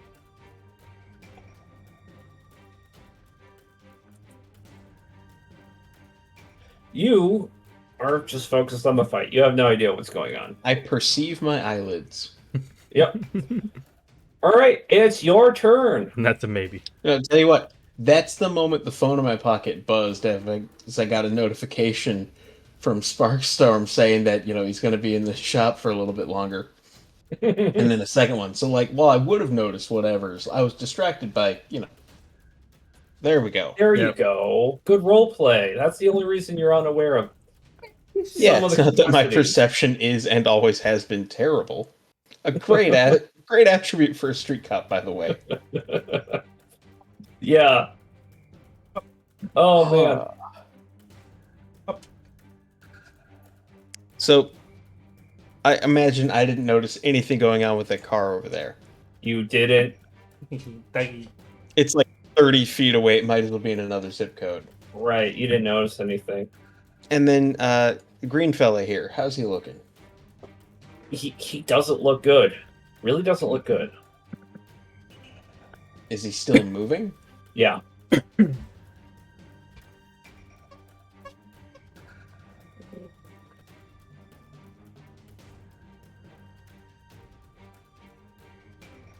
But not very quickly. He's still pretty fast, but he does seem a little bit clumsy on his feet. Oh, Little, okay. So woozy, he's not you know? he's not like on the edge of death. He's just pretty beat up. You can take it that way. And I will. Let me see if I can hit his kneecaps. Just a hammer to the kneecaps. Nothing special. That hits. Dirty 20 to hit. For 10 points of, ACL damage. He kind of trips and falls, and it looks like his fucking leg is bent at like an unnatural angle. That should at least slow him down. Yeah, well, for all intents and purposes, he is at 0 health. Oh, well.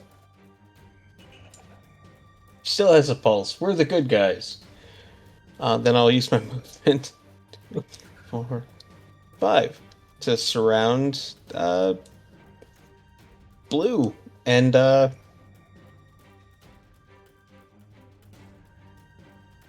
yeah, I'm just I don't have any super special hammer bullshit. Nothing that I've set up, so I'm just gonna take a swing at him. All right. Come on, dice, be nice to me. Hey, another dirty 20. That hits. For 9 points of bludgeoning damage. Good. He takes it like a champ. Oh, I suppose, did I have advantage? Yeah, advantage to hit. Yeah. Yeah, let me re-roll that attack roll just in case I might have gotten a crit out of it. No. Okay. Okay. The dirty 20 is good enough. All right. You're gonna have Sledge try to shotgun him to the face or something. Well, there was another short range option that's Gun Show had. Oh yeah, he does have another short range option. So we'll have him produce a chainsaw from his, magic gun. And just see what that does. Right. Roll a hit. Use your war style. Oh, Gunshiro is a bit better than what he's listed. All the guns are technically bonus actions. I have them all listed as standard. The chainsaw is the only real standard action. So if he's Okay. able to chainsaw something, he can also shoot something. All right, well, come on, Gun Show, rip and tear. 22 to hit. That hits. That is 2d6 plus 3. Sniper standard. Sniper standard.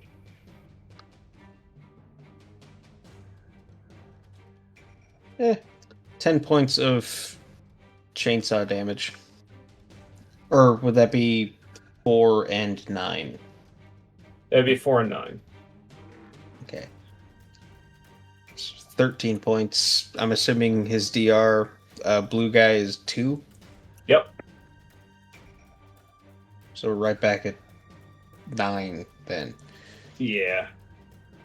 All right, and with that, green guy is down. Heroes are up. You see, Hale try to take a swing at Big Blue.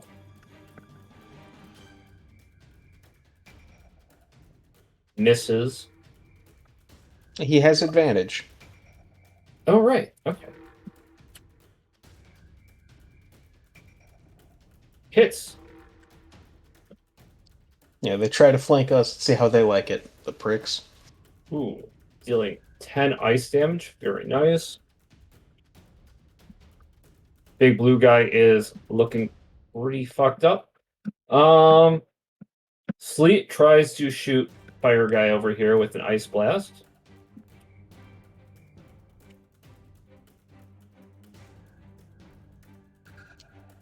Narrowly hitting.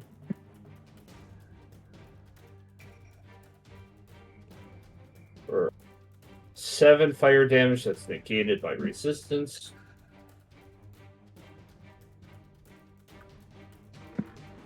Fire guy's kind of trying to chase him down as he does that. He tries to break combat. Fire guy gets an attack of opportunity.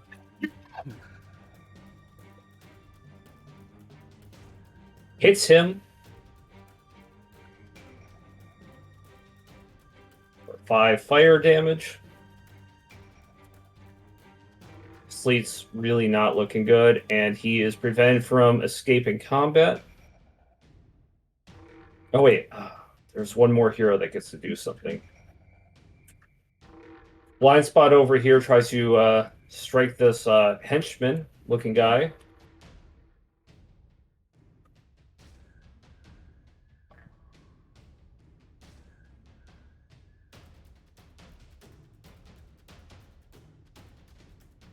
Since it's a stealth attack, they didn't even recognize. He gets another attack. Deals about 3 damage to this guy over here. Well, 4.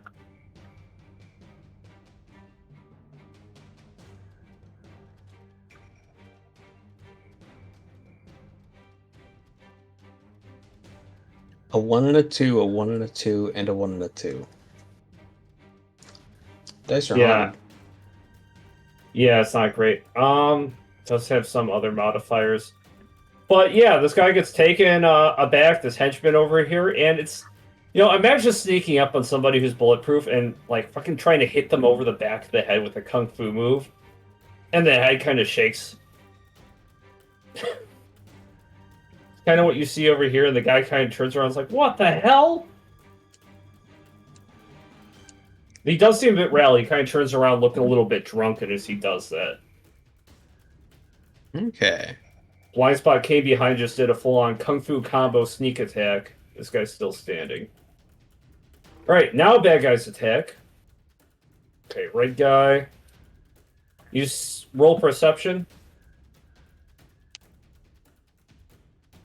Come on, just once I gotta see something.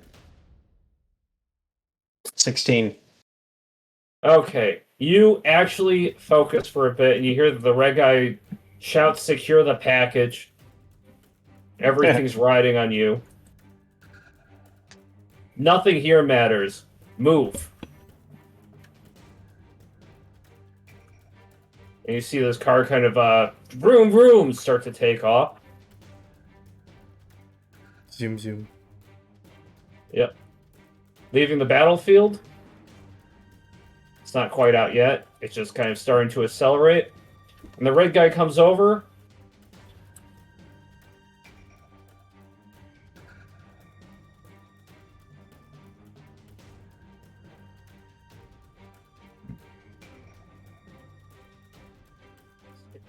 It's 5.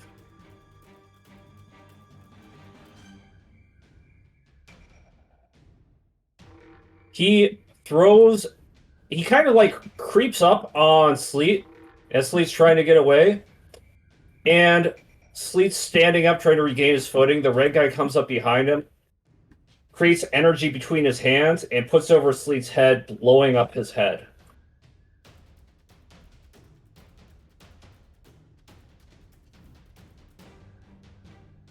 This red guy over here stumbles back a bit surprised. Hale, his jaw drops. No! And the blue guy kind of chuckles as blood drips between his teeth. I turned to Gun Show. Hey, remember when I said non-lethal? Fuck that.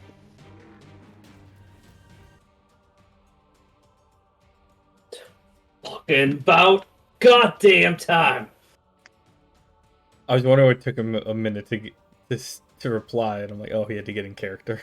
I also changed the music. And roll perception one more time.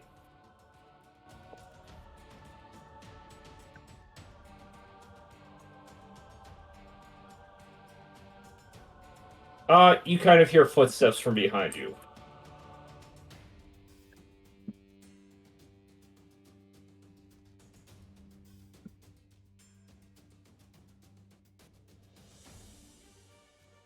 Alright.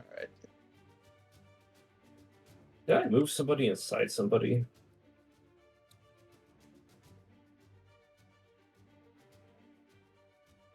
Oh, there he is.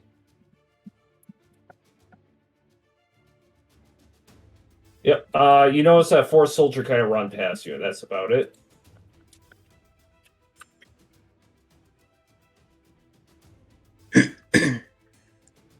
And he tries to strike at the red guy.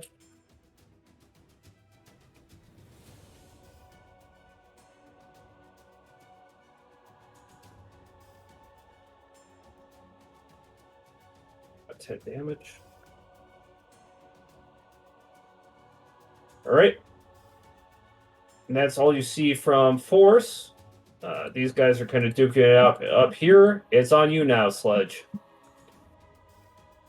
Well, suddenly I don't want that car getting away, now that I've noticed that it's somehow important to this whole thing. So I'll take a step up here. Still within melee range, not breaking contact, but I'm going to try and chain grapple the car from here. So thrown weapon. Ooh. I'm assuming a 20 hits a car. Not natural, but still. Yeah, it hits the car. Right, and then that's what, a contested grapple.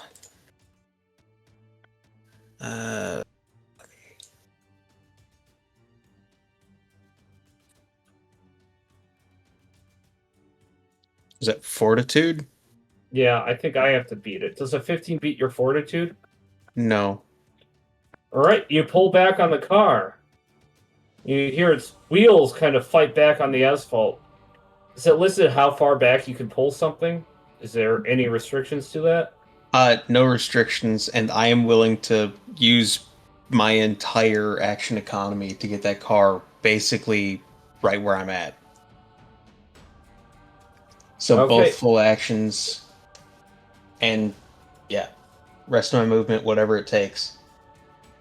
Starts pulling the car, and bad guy pulls reflex.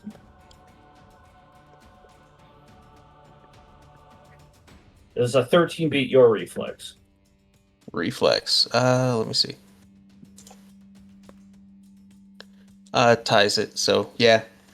Okay, you actually managed to pull back the car as wheels grind against the asphalt as if fighting, and then suddenly you notice that there's no resistance as you pull it in and you see somebody emerge with a motorcycle. The car kind of splits open, and a motorcycle bursts out. And you see the guy with a suitcase on his back. And he doesn't really pick up acceleration, he gets about this far.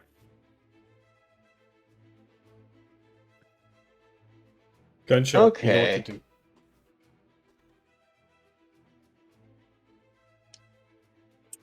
Really about that. Alright. You gonna have Gunshow do something? Yeah, I am. So he still has that barricade. Yep. Which gives him, what's that, an aiming bonus? Yeah. He can rest his gun on it to aim better, as long as he's on the opposite side of his target. It's easy enough to reposition. Yeah. So I'll get that between me and between Gun Show and the guy on the motorcycle. I suppose I could move him up one without breaking melee range. And then let's see. So that's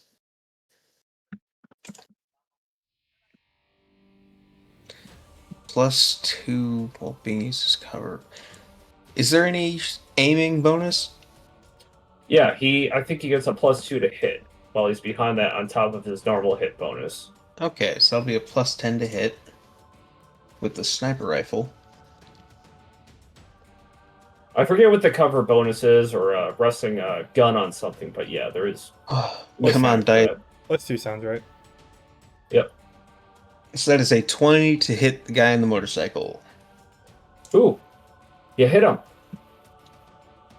The dice are playing nicely for once. Well, I don't want to get too cocky. We still have to roll damage. For 15 points of, stop damage. You do see kind of spurts of blood as it strikes him in the back.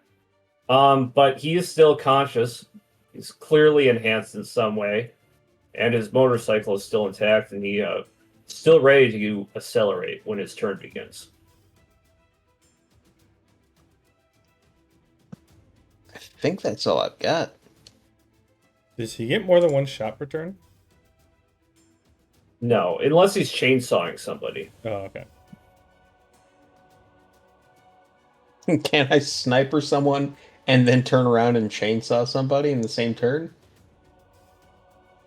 Not unless you want to get rid of the revving bonus. The revving bonus only works if it's consecutive turns chainsawing a single target without moving. Well, I've already moved. Oh. Yeah, he gave So- up that revving bonus. It would be just standard chainsaw damage. I'd say as long as you're maintaining contact with the way you are with the blue guy, I would give it to you. So yeah, continue revving. All right. Let's see.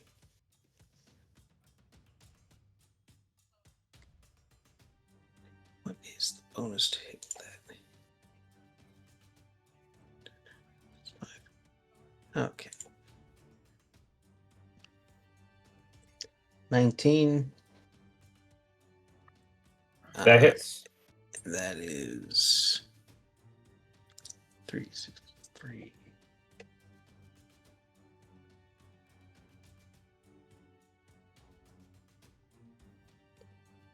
For a pile of damage.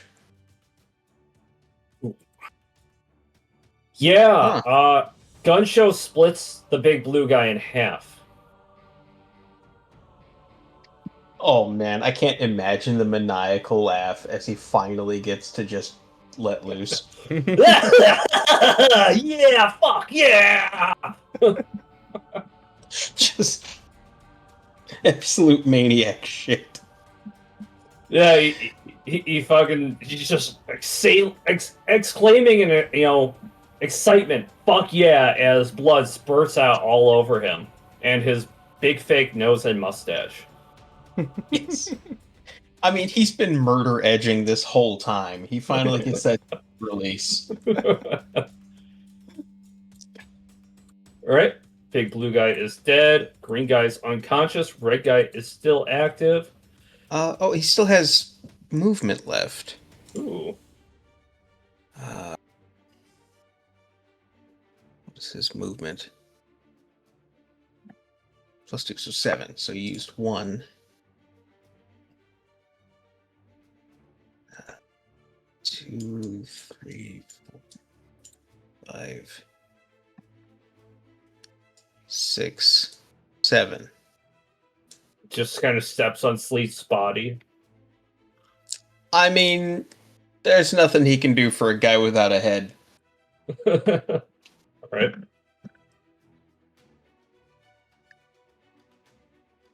And yeah, that's all he's got. Okay, red guy looks fucking freaked out. He tries to break combat. Oh, that a dude who's visibly murder horny just charged him? Yeah, I'd be freaked out too. Does Gunshow take an attack of opportunity? Oh, absolutely. Oh, woof. Yeah, that misses. Hmm. Roll perception as the red guy tries to break contact. What is his perception? No idea. So I'm assuming that's just a straight d20. Yeah, if you don't have any bonuses. Oh, for sledge? Yeah. Oh, okay. That is a 19. You can see that the red guy looks freaked out. And this other red guy over here kind of grabs him by the scruff. You hear him say, "You're soft. Stand and fight."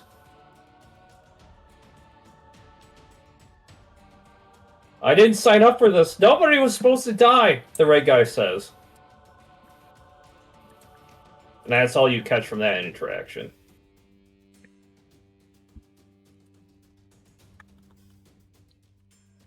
With that, the 4 soldier attacks.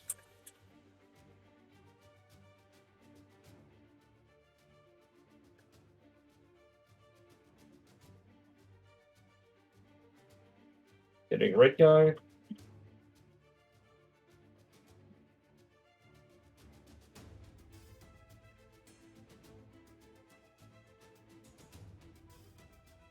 Damage.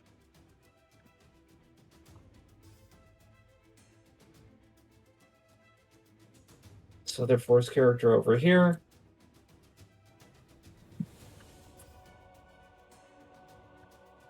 Kind of slow.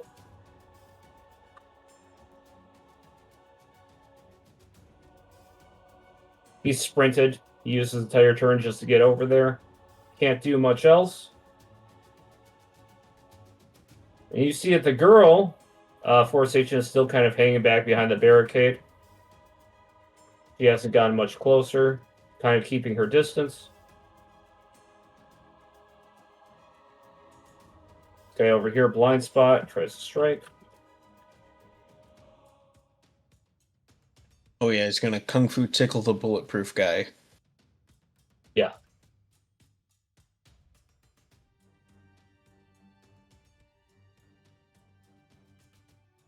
Yeah, he barely dents him.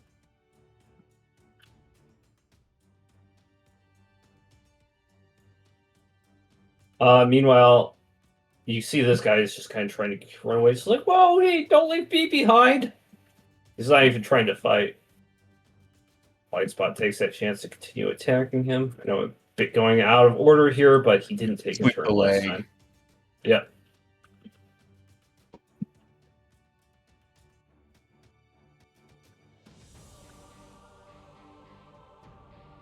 He continues dealing some damage to this henchman over here. It's just like he's fighting a wall over here. The guy's not completely bulletproof. He's getting fucked up, but he's more concerned with running away.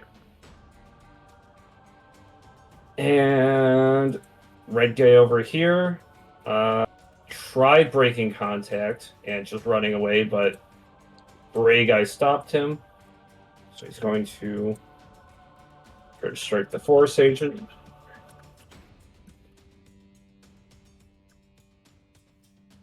Landing a blow.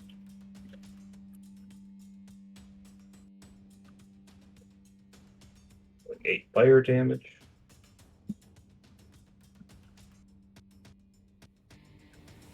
Bit out of order here, I know.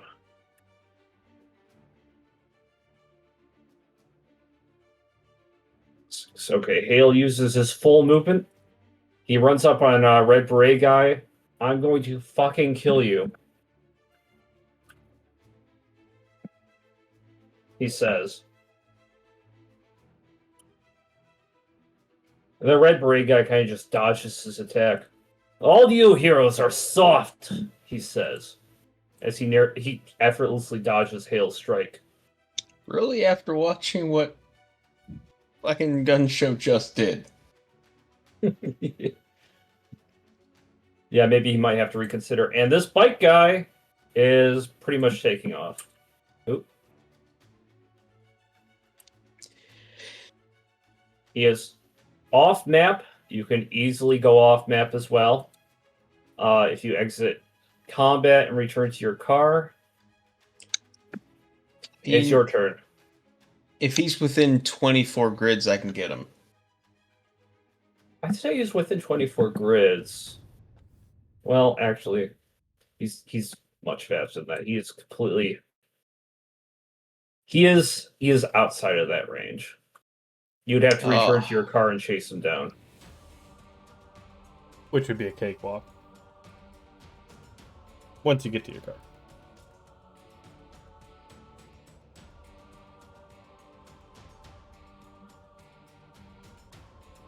Right. Fuck it. Yeah, I look at Gun Show. I'm like, hey, Big Iron, remember what side we're on? And I run to the car. Don't worry, I got this. My dash is 16. So I imagine I get there pretty quick. Yeah, you get there pretty quick. And we're going to extend the map.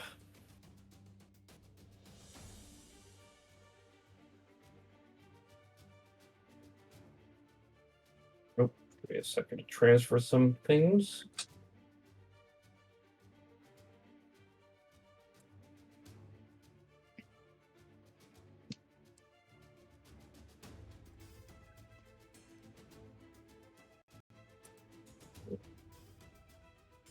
Here's when I dragged him off the map, his sprite actually disappeared. I have to look for his sprite now.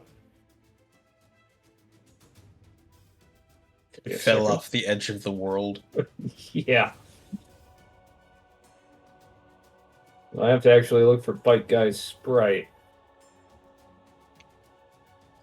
We'll have to find what part of Century City this is in and just mark here be dragons.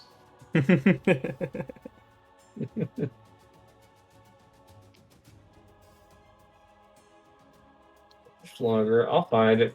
Don't you worry.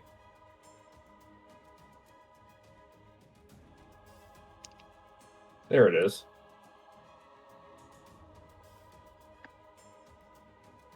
Oh, come on. Go.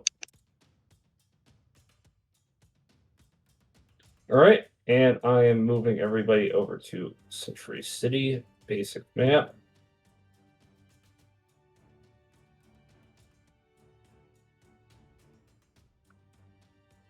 Sledge, start at the corner right here.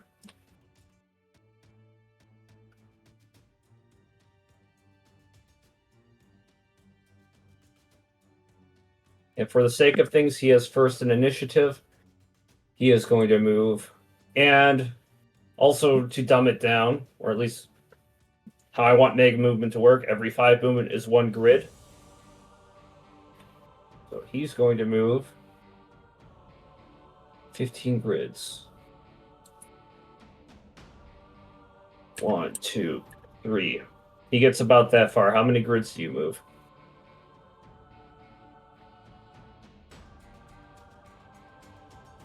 Are you using Maurice?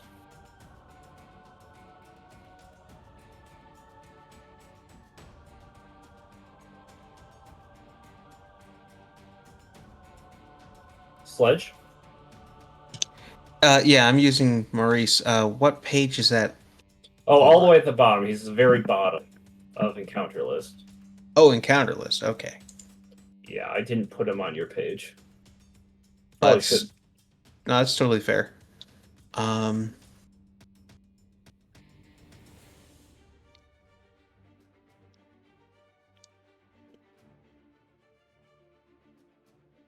So am I reading this right? His speed is 12, and that's base.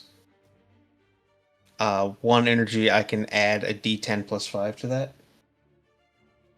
Well, let me look. Yes. Oh boy, howdy. All right, well, and then the energy cap is 6. Okay. So I'll burn 1 of that. And let's see.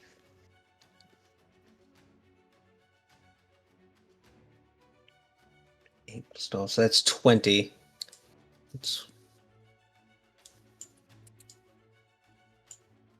Which puts me on top of him. Oof. Hey, you're on top of him? At which point I just open fire with my bitch and laser pistol. Okay. Roll hit and damage. Once again, thank you for the bitch and laser pistol. You're welcome. Let's see. Plus 3.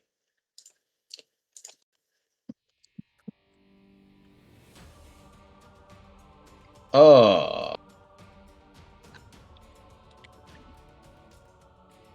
First shot misses. Second shot also misses. All right. And with that, roll an opportunity attack as he tries to race right past you. And he's putting some extra oomph into it. You see some electricity surge from his hands. He grips the handlebars of his motorcycle and seems to imbue it with electric power. It's about to go much faster if you don't hit him. Roll opportunity attack. So in Maurice's description here, hit and dodge are 8, right?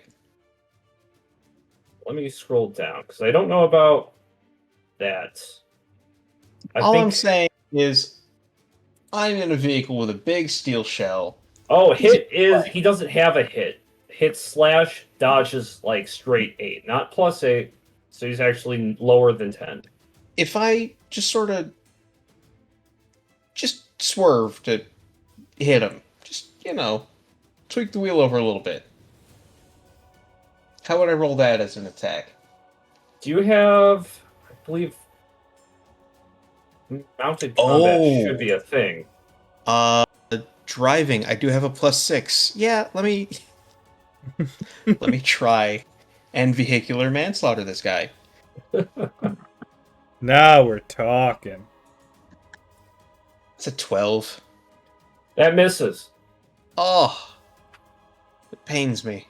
And with that, this guy, 1, 2, 3, 4, 5, 6. He goes 6 grids away. You are losing track of him. Roll perception to maintain eye contact as he zips down and tries to weave between lanes. You know I can't perceive things. That is a 7. You didn't take too many complex turns. You think you know where to go. Your gut tells you to go straight. Alright. Then continuing rev this time, another point, 2d10 plus 5. Hang in there, Maurice. This does stack. He's going faster than he was last turn. If you're a police officer, wouldn't you have training in pursuit driving? Well, yeah, why do you think I have a plus 6 for driving? Oh, okay. So that is 18 on top of 12, a 30, so that is Ooh, 6. you're right up on him then. Yep, move 6.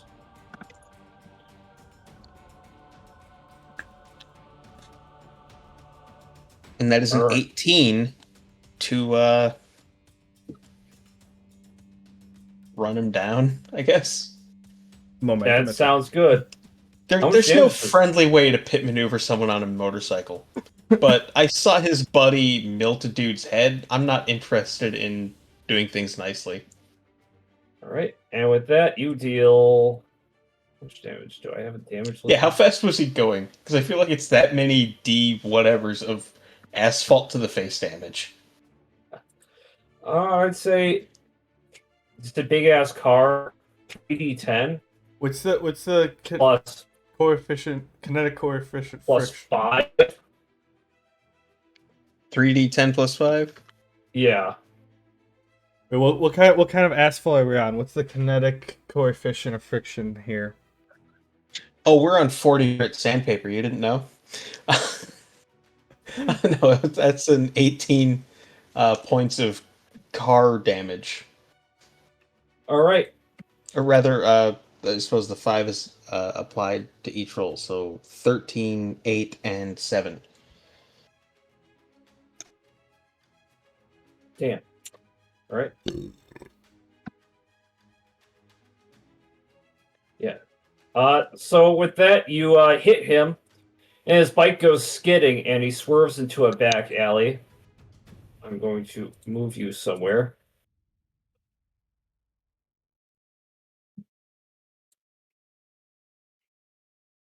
As soon as I find it. Have patience.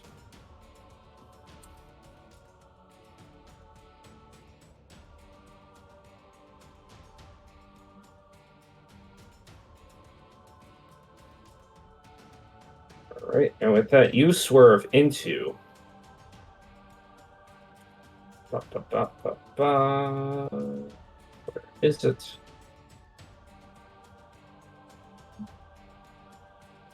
Here we go.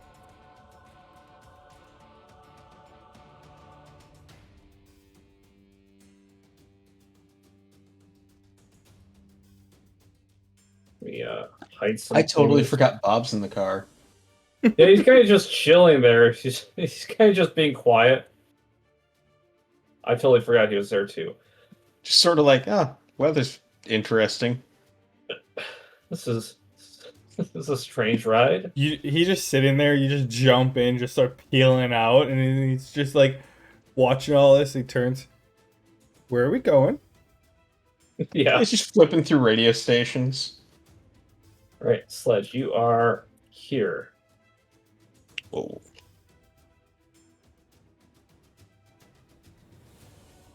Motorcycle guy is. I got his sprite with him on his motorcycle, but he's on the ground. Are you going to exit the car? Put yourself right around here. He swerved to kind of an alley. And it's tight. I'll say it's tight. Your car won't exactly fit, even though the map says it will.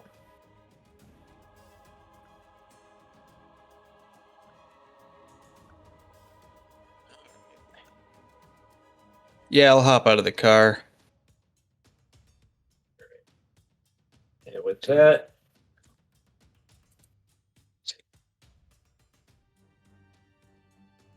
You exit the car, and you see him reach for his bike. His hand outstretched, and you see it sort of change shape and morph over him. Man. All right. Well, I use my movement to get there.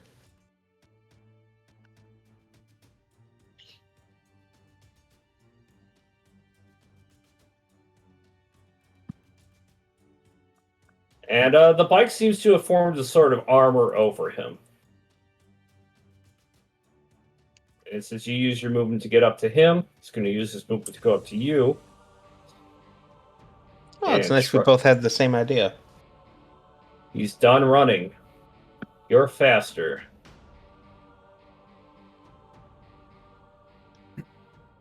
And he tries to... Gotta find his character sheet.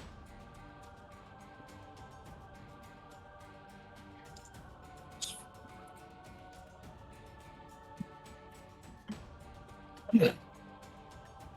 18 hit you. Oh, yeah. You see him kind of... the wheel on his bike is part of his arm right now, and he brings it down on you. It's imbued with electricity. It's 2d6. It's 2. Oh, no. That's actually gonna hurt. Yeah. I suppose I did hit him with a car. It's only fair.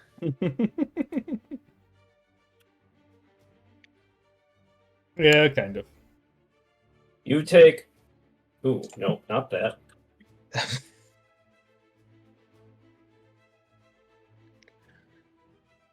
A 8 and 6 electric damage. And then he pushes more electricity through his wheel. Ooh. And it's kind of slides off of your skin as its acceleration increases. As it was revving up to deal more damage to you, it glanced off. Never fought a hybrid before. It's your turn. Alright, what the hell?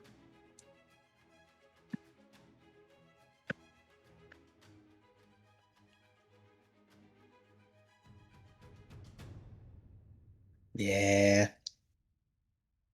Yeah, he's not running. It's not doing anything weird. I'll just try and see if I can hit him.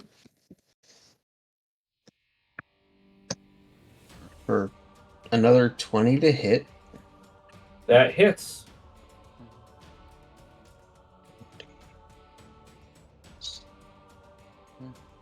For 9 points of bludgeoning damage.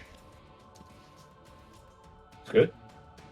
And then for my second attack, that's a 16. Does that hit?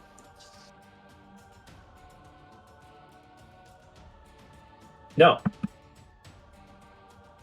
Ah, jeez. Right. He tries to strike you again.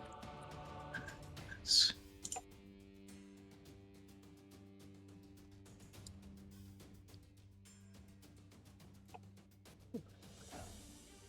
16 hit. 16 hits. You take. While his blades are still accelerating, you take 3d6 plus 2 electric.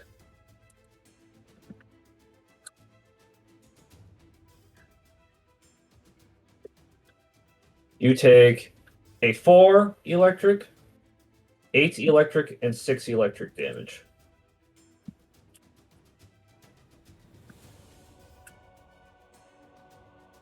And Yeah, that's adding up.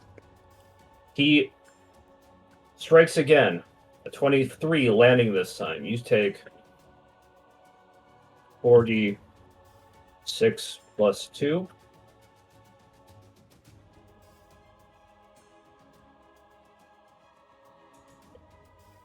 A 6, a 4, a 3, and a 4 electric damage. And that's his turn. Oh. Okay, let me just...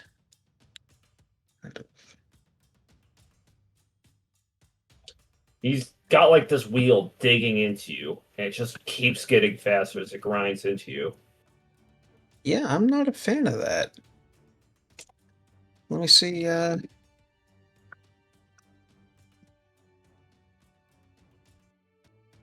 10 misses. Oh, come on now. This is not the time.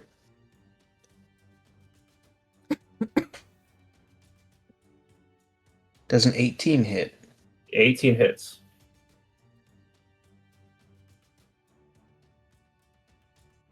Oh, for 4 bludgeoning damage. Rip. At this point, I just turned to Bob. Hey, a little help? All right. Bob gets out of the car. Gotta find his sprites. Maybe I'll use a placeholder. I feel like looking for it. I gotta organize these. I got a lot of sprites. Okay. Bob comes out looking like this. I don't feel like looking. Alright, Bob comes out. Shoots. I forget what his hit bonus is. Frequency. Do you remember what Bob's hit bonus is? Hit bonus? Yeah, for Bob. +2. Okay, +2. Oh, no, it's actually +5. It's +5. Never mind, I was wrong. Ooh, 18 hits.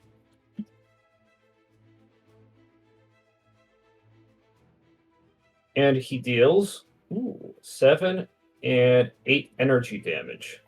Ooh.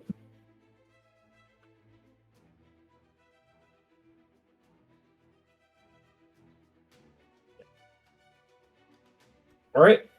This guy takes one more burner wheel at you.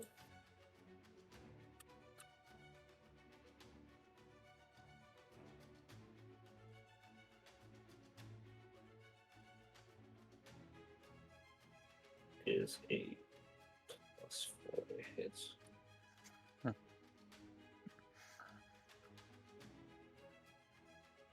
16 hit.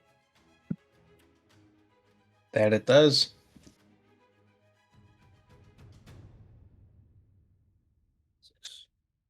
2. You take a 3, 7, 7, and 7 electric. And with that, you see that his wheels are starting to slow down, and instead of using his bonus action to strike again, he reaches a hand out to you to try and absorb energy. Roll a power save. Oh, he has to roll a hit first, so give me a second. Oh, he tries to reach towards you and you dodge.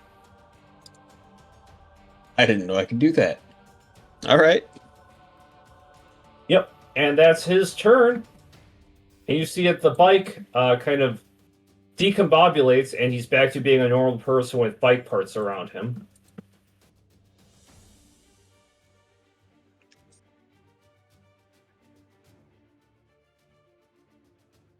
Your turn to attack.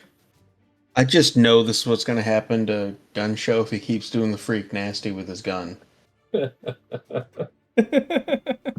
I can only imagine what this sick freak did with that motorcycle. Look at all those exhaust ports. I guess. There's a 21 hit. Yes. I suppose 18 does, so. For 8 bludgeoning damage. Yeah. Are you going for lethal or non-lethal? Non-lethal. Okay. As you He's bring quick, down, so I'm going to try and take his legs out. as you bring down the sledgehammer, he's no longer encased in armor, so he takes the full brunt of it, and he's pretty fucked up to begin with. And he looks up, his hand up. Oh, we weren't supposed to kill anybody. He gargles in blood as you bring down the hammer, knocking him unconscious.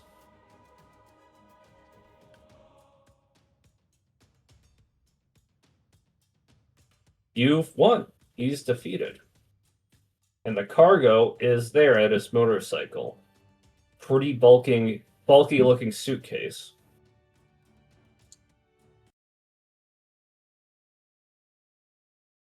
Yeah, okay. I'm gonna go after the suitcase. Bob, you wanna... I toss handcuffs on this guy, and... Bob, can you throw him in the back of the car? Oh, place him in the back of the car. Gently place him in the back of the car. Okay. He's pretty beat up. We don't want him dead.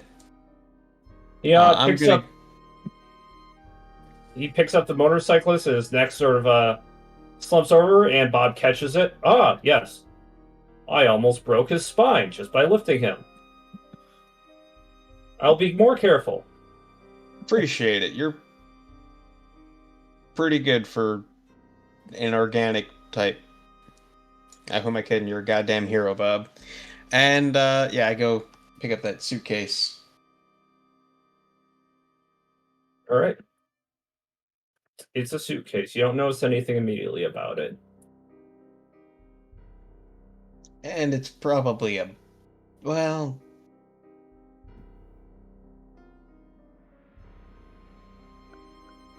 Yeah, before Force makes it disappear, I'm going to open it up and see what it is. It seems like it's locked.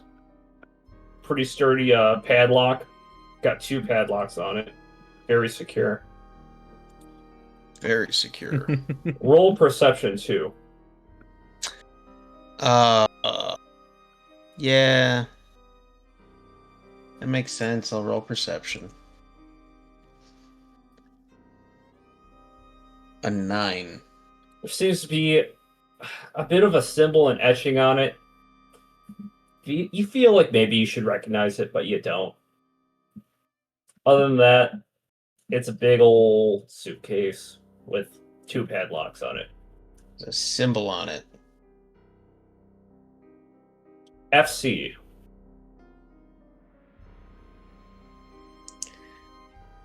All right. Well, I pull out my phone. What kind of phones are we dealing with here? Like very basic. Yeah, what era big-ass- of technology? Like the cell phones you'd see people talking on, like they're like bricks. They're giant ass bricks. Oh, okay. So I'm not Usually- about to shoot a picture over to Sparkstorm. Yeah. we don't have the Nokias or the Razors yet. Fair. Like the cell phones, watch American Psycho, those kind of cell phones. Yeah, big old brick. All right. It's more likely you have one in your car than you carrying one on you. Yep. All right. Well, I'll take the suitcase and I'll open the locks. Or at least attempt to. All right. You don't have any special lock picking skills, do you? Oh, no. I'm planning on opening it like I opened those handcuffs. Right? Are you just trying to break it open, or are you trying to retain the integrity of the suitcase? I'm just trying to break it open. All right. Roll fortitude. That is a 28. Okay. You kind of just squeeze the padlocks, and they crumble under your strength. Suitcase looks like it's ready to be opened. Excellent. All right. I sort of point it not directly at me, but off to the side, just in case it's some magic trapped poison gas, whatever nonsense. They love that kind of shit. And All right. flip the latches and open her up. Right? You open it up, and you kind of look away, trying to be cautious, and you kind of hear something slurp out of it. Kind of like Of a all liquid. of the things that could have happened, slurping is not... I'm not excited about whatever that is. And you look at what came out. Yeah. You see this tiny little person. Parts of his body seem invisible. Other parts seem to be turning into liquid. He's shrinking, like absolute, like seems to be trying to get smaller.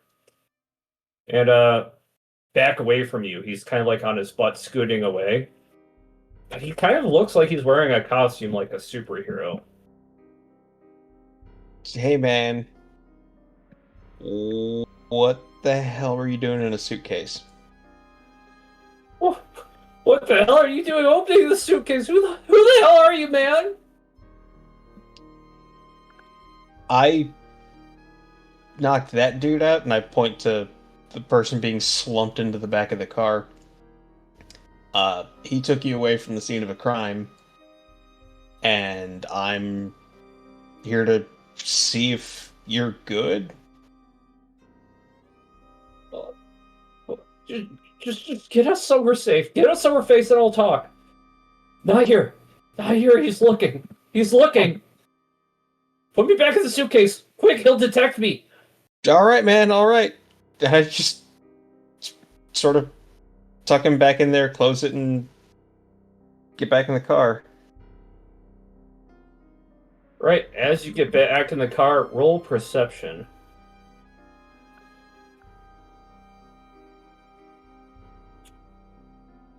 You kind of hear a whoosh overhead. You don't notice anything. Yeah, the whoosh overhead is everything going over his head. Yep. Every perception is just whoosh. But yeah, back in the car, and then,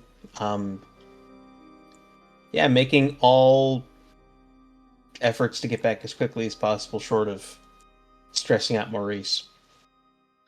All right. And with that, you get back in the car. Are you making your way back to the mall to pick up Sparkstorm?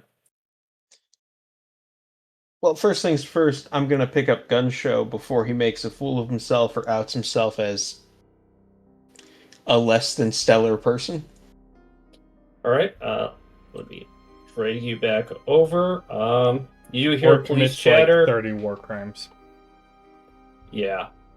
I mean, it depends on the context for the war crimes, honestly. I'm pretty sure chainsawing a dude in half is frowned upon. But yeah, I've got the police scanner on. Okay. And with that, you hear that the situation has been sort of resolved. People are coming to the scene to, well, collect bodies and bring in prisoners. And medics are coming in to, well, help survivors. All right. As you make your way there, put yourself back on the map. I got to reposition some things.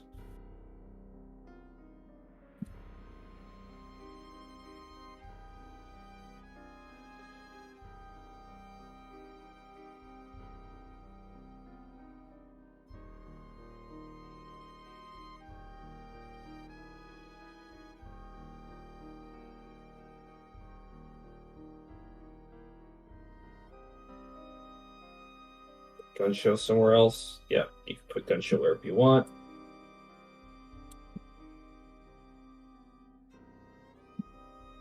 Appears as if Force has rounded up the remaining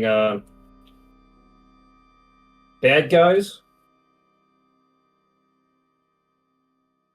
You are free to investigate, ask, inquire what's going on. Real quick, could you check on the other map what Sledge's health bar is at? Okay. Because he took a beating. I just want to make sure I update that. Yeah, bike guy was pretty nasty. You mean Bob? 28. 28. Oh my god. Alright. Yeah, I'll just catch up with Big Iron and just sort of fist bump and gesture back to the car. Let's get out of here. Well, before you leave, this Force guy over here, where is he? Hold on there, son. We have some questions for you. Yeah? Like what? Who's your buddy? And he looks over at Gun Show. Registered pro hero? Nah, he's like me, freelance. That's going to come with a fine. Well, agree to disagree. And I start walking away. He puts out his hand. Listen, Sledge. I don't know how you ran Century City before Force came in, but we're here now. We're here to restore order. You heroes couldn't clean up this mess. We did it for you. Oh yeah, as soon as we took out the two biggest threats in this area. Nice work. Your rules, not mine. Force doesn't intervene until there's blood on the ground. Most villains know that. Well, these guys didn't seem to know that. Maybe you should look around and see that your rules aren't exactly working. Wasn't for us, more people would have died. Listen. He tries to pull you to the side. Yeah, sure, I'll humor him. I respect you. I do. I grew up in this city. Sledge, you were my hero until I joined Force. I'm saying this as a courtesy. You should register. This freelance stuff isn't going to work out. Not anymore. You guys are dropping like flies. These new villains, these Fang guys, they don't play by the rules. So you're saying I should join your club and obey your rules and not do anything until someone gets killed? It's not like that. Pro Heroes is not the same as being in Force. But it's not freelance either.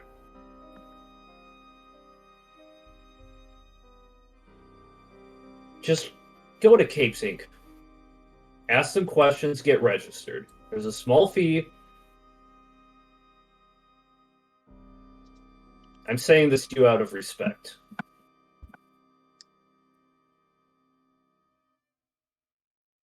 Tell you what, I pull out my notepad, turn it to a blank page, big old signature on it, rip the sheet out, hand it to him. Thanks for the tip, I'll take it into consideration. It's always nice to meet a fan.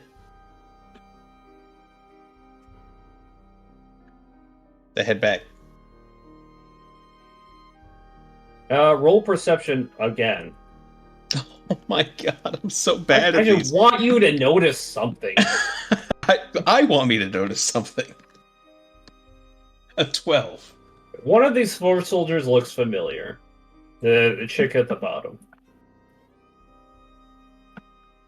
She got red hair. You don't quite catch it. On your way to your car, you might want to walk past her, get a better look. Sure.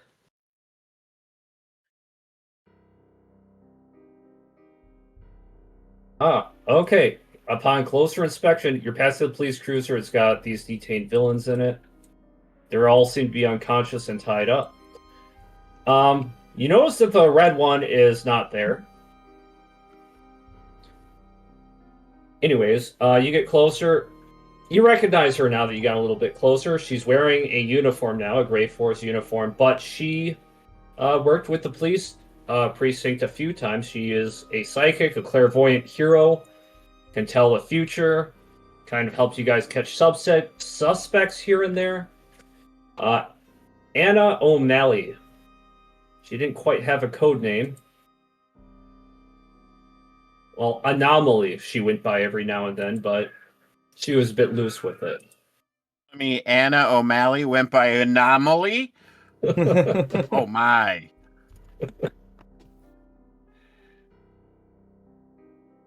Do you, Better code name than I'd come up with. do you want to ask her anything? She wasn't in Force last you checked. She was a freelance hero like you were. I suppose.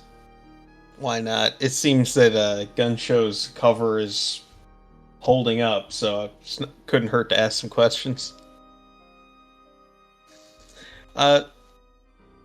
It's been a while, Anna. Have you been? Oh, I can't do a Scottish accent. She's Scottish. All All right, right. I'll imagine it. All right. And she's and she says, "Ah, Sledge, it's you. I wasn't sure until you got a bit closer. It's been going a lot better since, well, joining force, mostly because it would have gone a lot worse if I didn't. Precognition and all, I kind of just knew. Yeah, you had a habit of that. They treat you all right at Force? It's nice. There's structure, but sensing a bit of turbulence ahead. Maybe another change of careers is in order. Yeah, I know what you mean with that turbulence. Well, take care of yourself. Wait, Sledge. What's up? I sense a connection. And don't ask me for specifics, my powers don't work that way. Just stay away from Brightsville.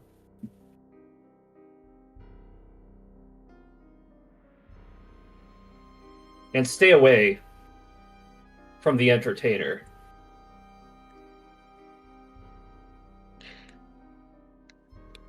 Just a second, looking up the range of my pistol so I know exactly how far away from the entertainer I'm gonna stay. I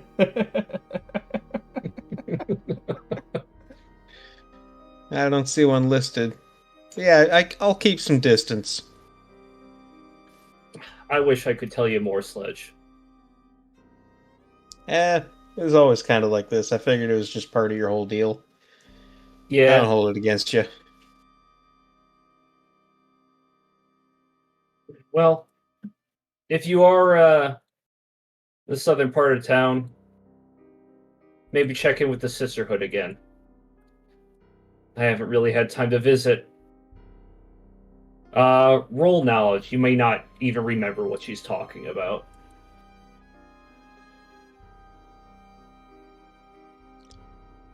+6, okay.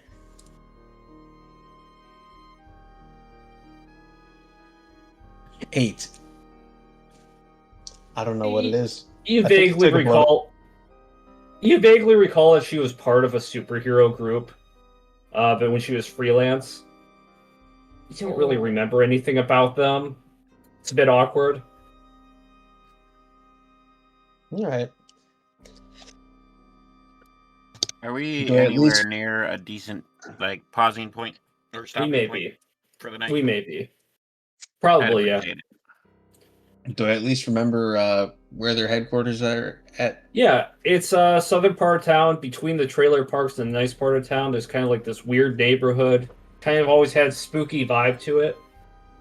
Okay, so I can hit them up on my way to drop off Big Iron. Yeah, yeah. Alright. Yeah, I'll let them know you're doing alright. All right. One more thing, you can tell Hale is taking it pretty hard. He's been dead silent this entire time. You do know that your time pro hero, you don't have to roll for it. Sleet was his brother.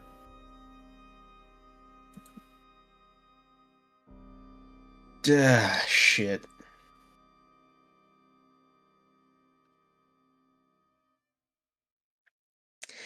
That's always tough. How soon is too soon to offer to buy a man a drink? That's up to you. You can see that his fist is clenched. His ice armor is mostly melted. He's kind of in non-combat mode, but you can't tell where the tears start and the melted ice begins. Put my hand on his shoulder. And the other hand I pull out my flask. I just hand it to him. He doesn't say a word. He takes a swig. You were always one of the good ones, Sledge. He's like, you can keep that. You need it more than I do right now. Take care. Yeah. He nods. Yeah, I'll be checking the obit, checking the newspapers for the obituary so I can make that funeral. All right. But yeah,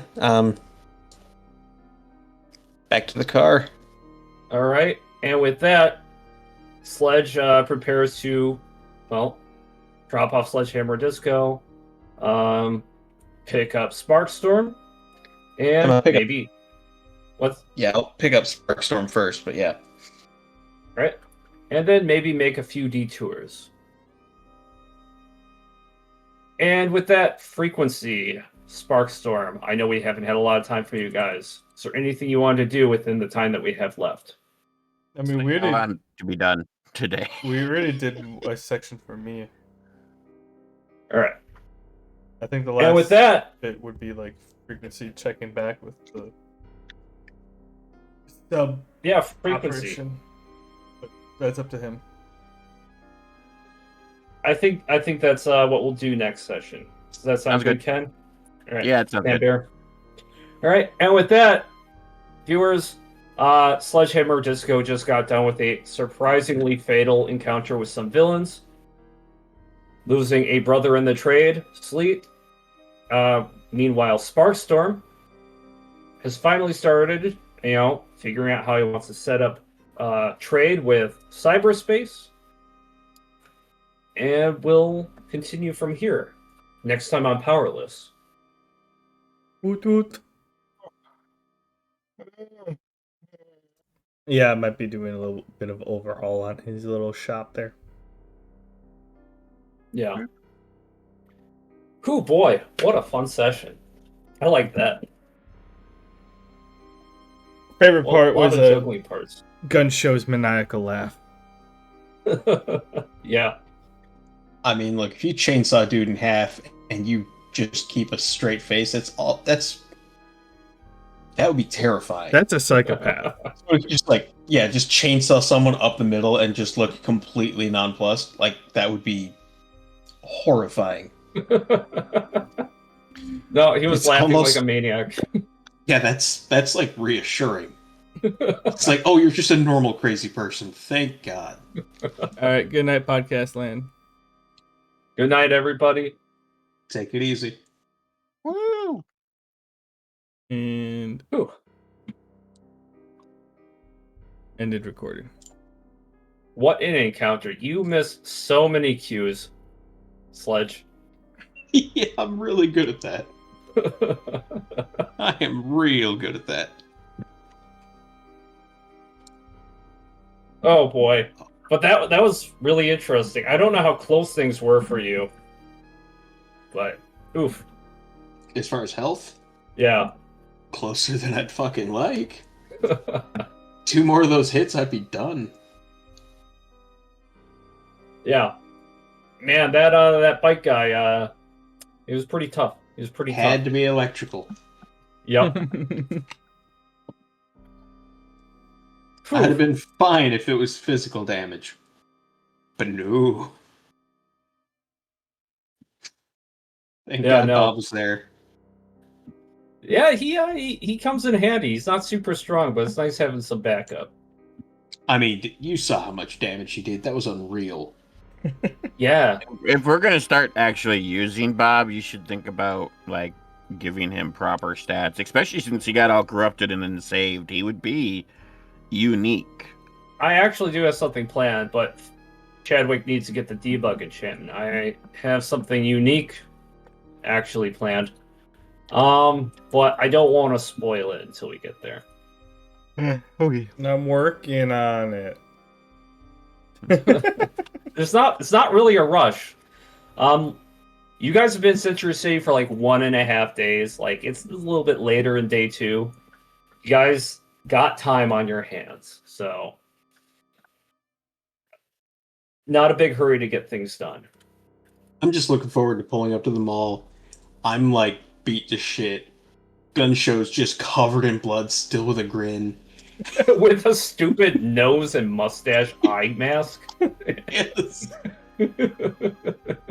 Honestly, I'm picturing it like with the bowler head. It's like a monocle with a fake nose and mustache. Yeah. Just Just ear to ear Oh, grin, God. just drenched in blood. Oh it's yeah, gonna like look the end of ridiculous. Carrie. Just Oh man, yeah.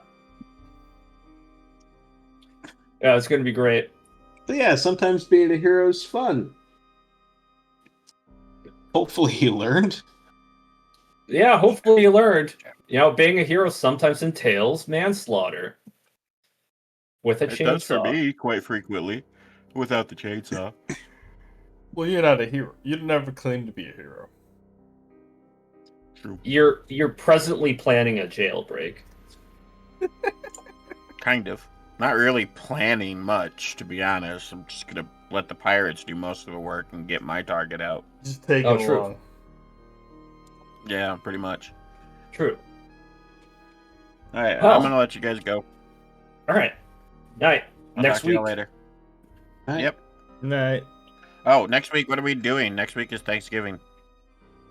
Oh. Right. Are we gonna have to take a break for that weekend? I mean, I'm only busy Thursday. I'm free Friday. Hold on. Let me ask. I can find out right now. I mean, you can text us. Guys, when are we planning Thanksgiving? Friday?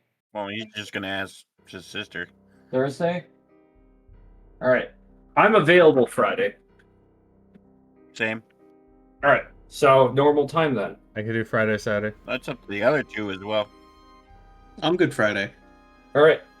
Let's plan for Friday then. good. Cool. Talk to you guys later. All right. See Later. you Friday. Alright. So maybe we should have done our session yesterday. Yeah. I didn't. See, I didn't know a fight with some random thugs was going to take that whole time. I knew But in a combat And again, counter. they're villains, so like, sure. Well, Combat DM encounters knew a take combat forever. encounter was coming. Yeah. Figured it were purse snatchers, not like stealing some sort of cosmic dwarf. We were streaming. We could have just thrown one up, be like, yeah, we don't need him for this Shit. one. Did they put air holes in the suitcase? No. Ah, shit. I mean, little guys seem to be doing okay without them before you cracked it open. I suppose. As long as I don't open a suitcase full of dead guy when I get that place somewhere safe.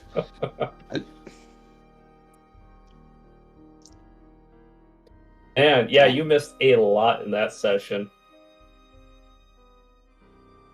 But yeah.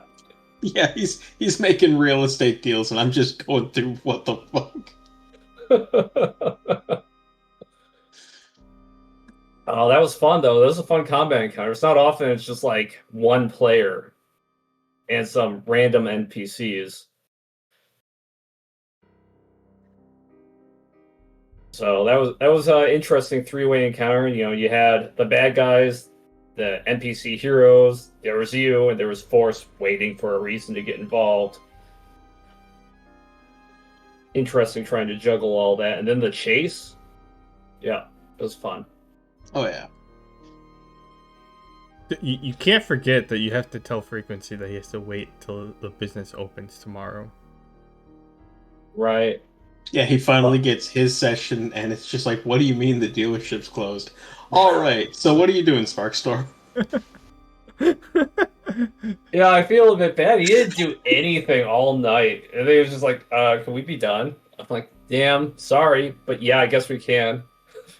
Granted, I mean, we were on for a while.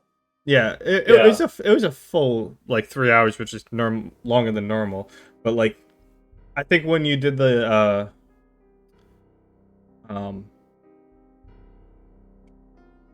street race type or the pursuit, maybe swap to him because, I mean, probably gonna be short anyways.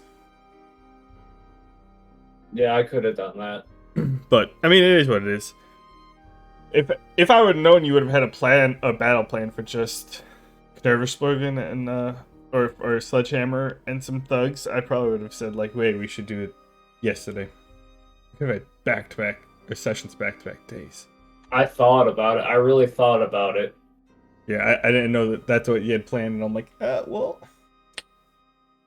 But I always feel a bit weird about that because, what if a player is like, well, actually, I was going to be doing like so and so, and it would have impacted it, and be like, oh, sometimes, Yeah, it things would like have that been happen. like we should have at least informed him that that was going to be happening and seeing if he was cool with that Yeah. before just going ahead and making that decision without him. Yeah, I mean, he was stuck in traffic. We could have called him. Fair. Yeah. Could have given him a But- call like what was it, like almost, it was 7:30. We're like, where the fuck is he? Call him, hey, you gonna be back? You cool if we do this? Okay. Yeah. But, It happens. it was nice. It was also nice just having a combat encounter where, like, it was just bad guys versus good guys, It's nothing crazy. All Pretty right. cut and dry. Well, I'm gonna hop off. Gotta take the All dog right. out and play some games. All right. I'll catch y'all later. Yeah. So All right, next later. week Friday, unless someone's messages otherwise. Right. All right. Cool. Alrighty. Sounds good. See you guys.